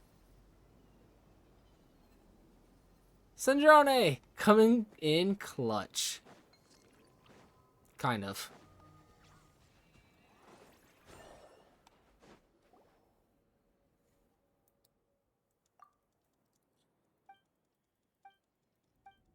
Okay. That was not spoken, so I don't care.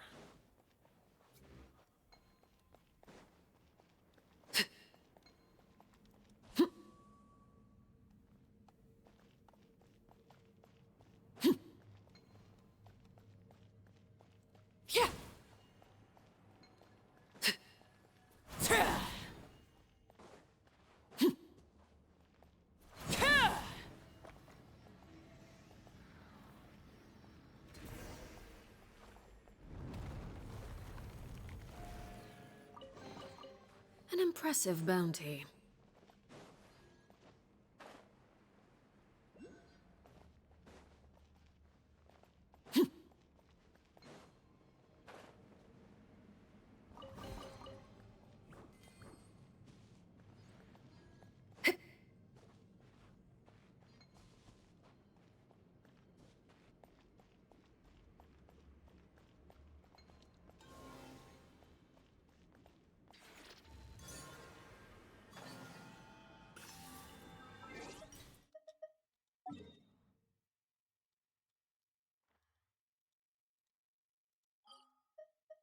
No map pins left.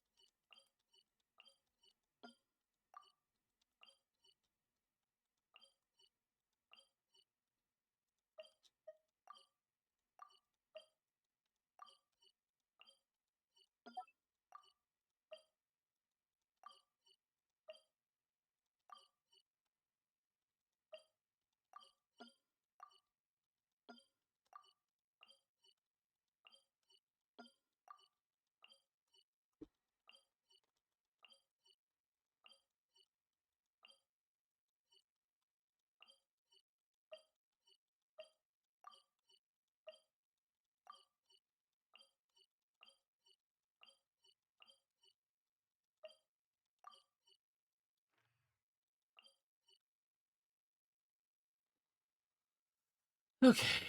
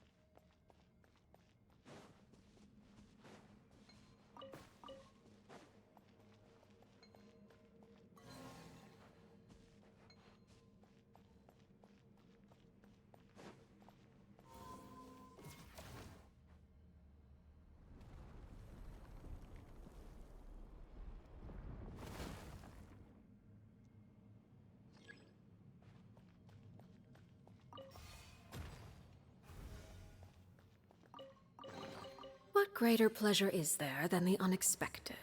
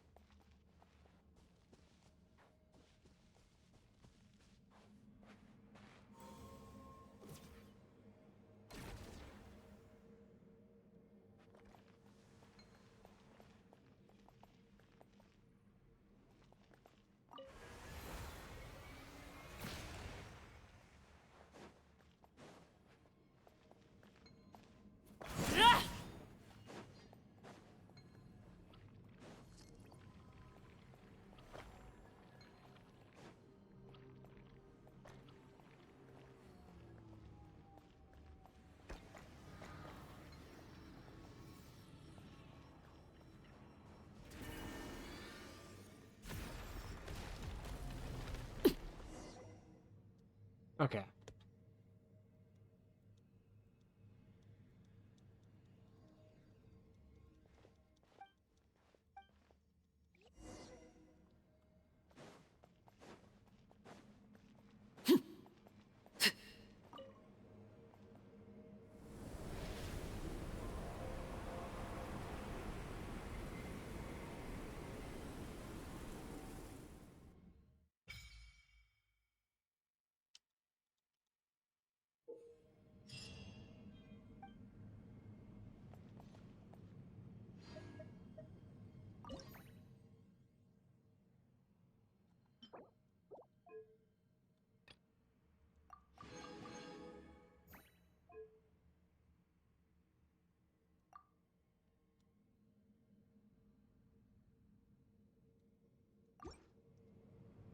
Okay, not what I was going for.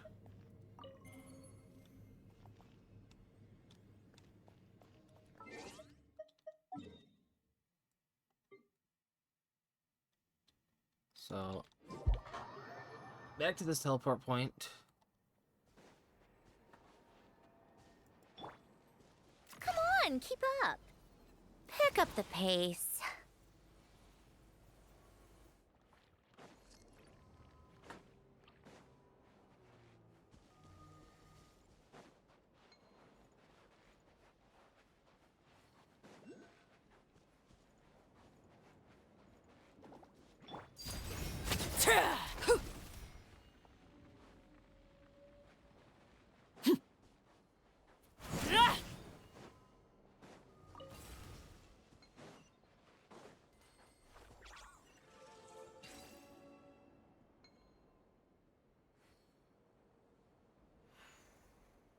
Huh.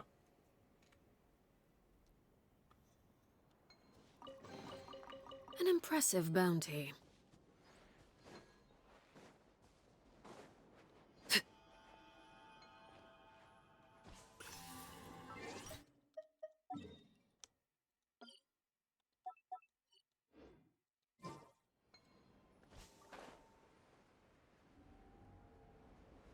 There's my trove.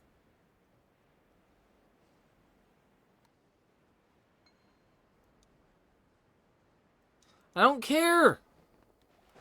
I know. I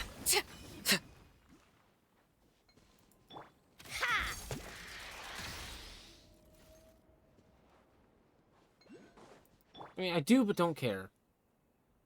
Another one. This.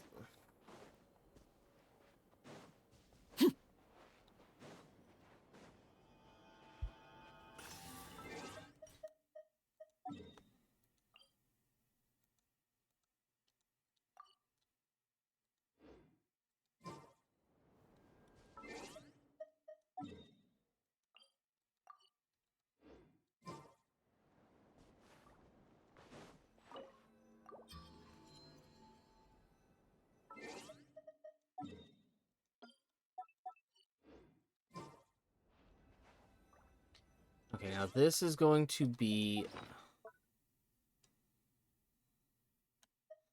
Hell yeah, 37 Lunoculus.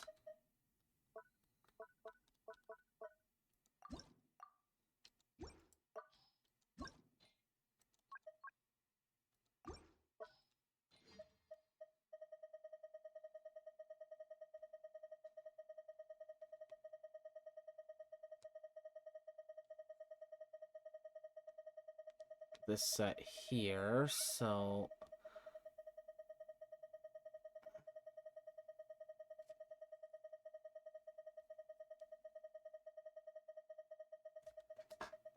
Four stars I shouldn't care too much about, but...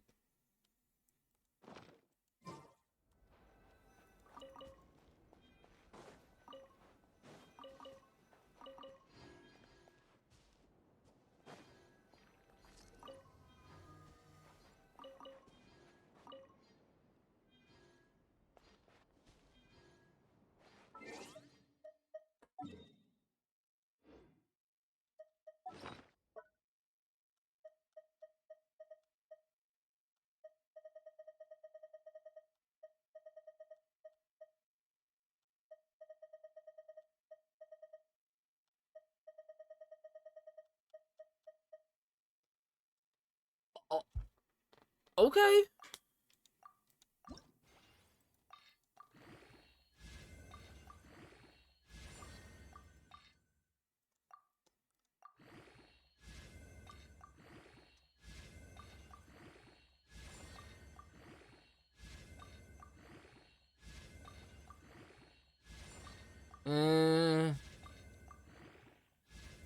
That's a dead roll, but... 2 dead roll.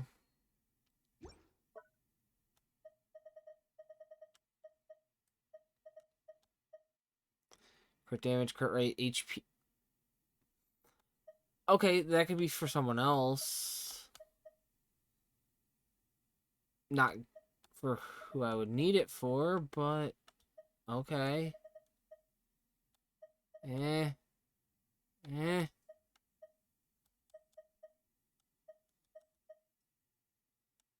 A bunch of meh.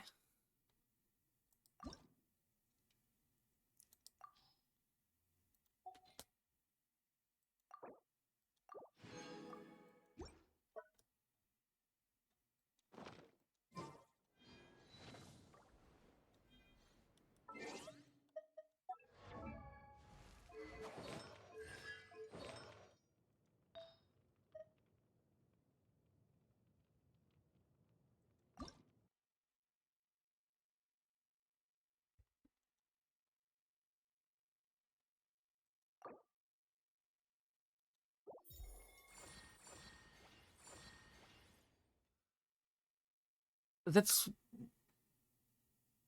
worse.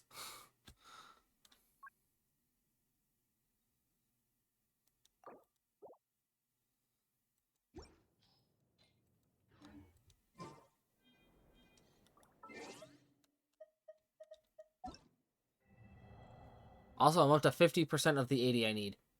Okay.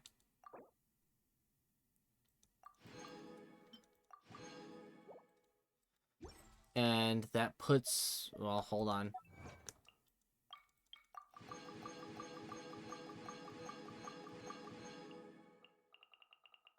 Let me get all primos possible.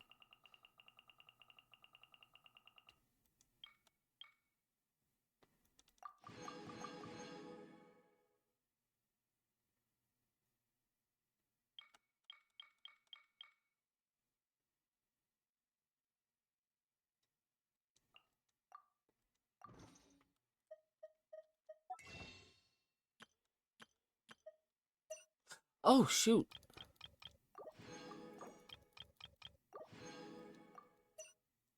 $64 plus 3. So 67 plus 12. So I have at least one, damn near one pity's worth of pulls for Odette. So.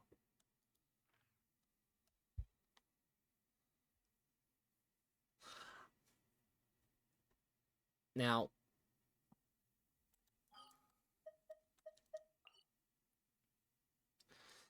I should probably call it a night. It has been almost a 4-hour stream. And it is almost 4 a.m. for me. So that being said, this is where I'm going to call it for the night.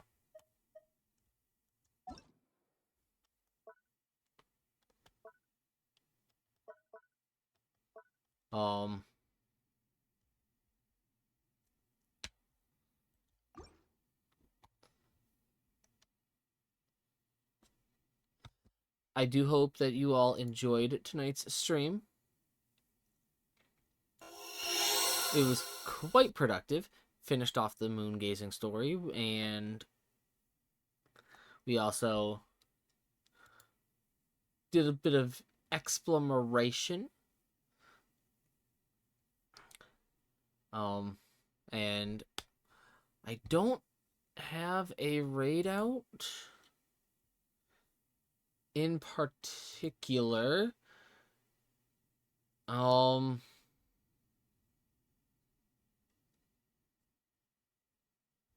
Yeah, I don't have a raid out to send. So I think I'm just gonna say, as always, everyone, I appreciate all who came out, the new follow, and thanks again for Ellie for coming out, and for the follow. Thanks for Maria, or Small Starry, and Lift as well. Thank you all for coming out tonight. And I will be live again on Tuesday, and I hope to see you all there. So, as always,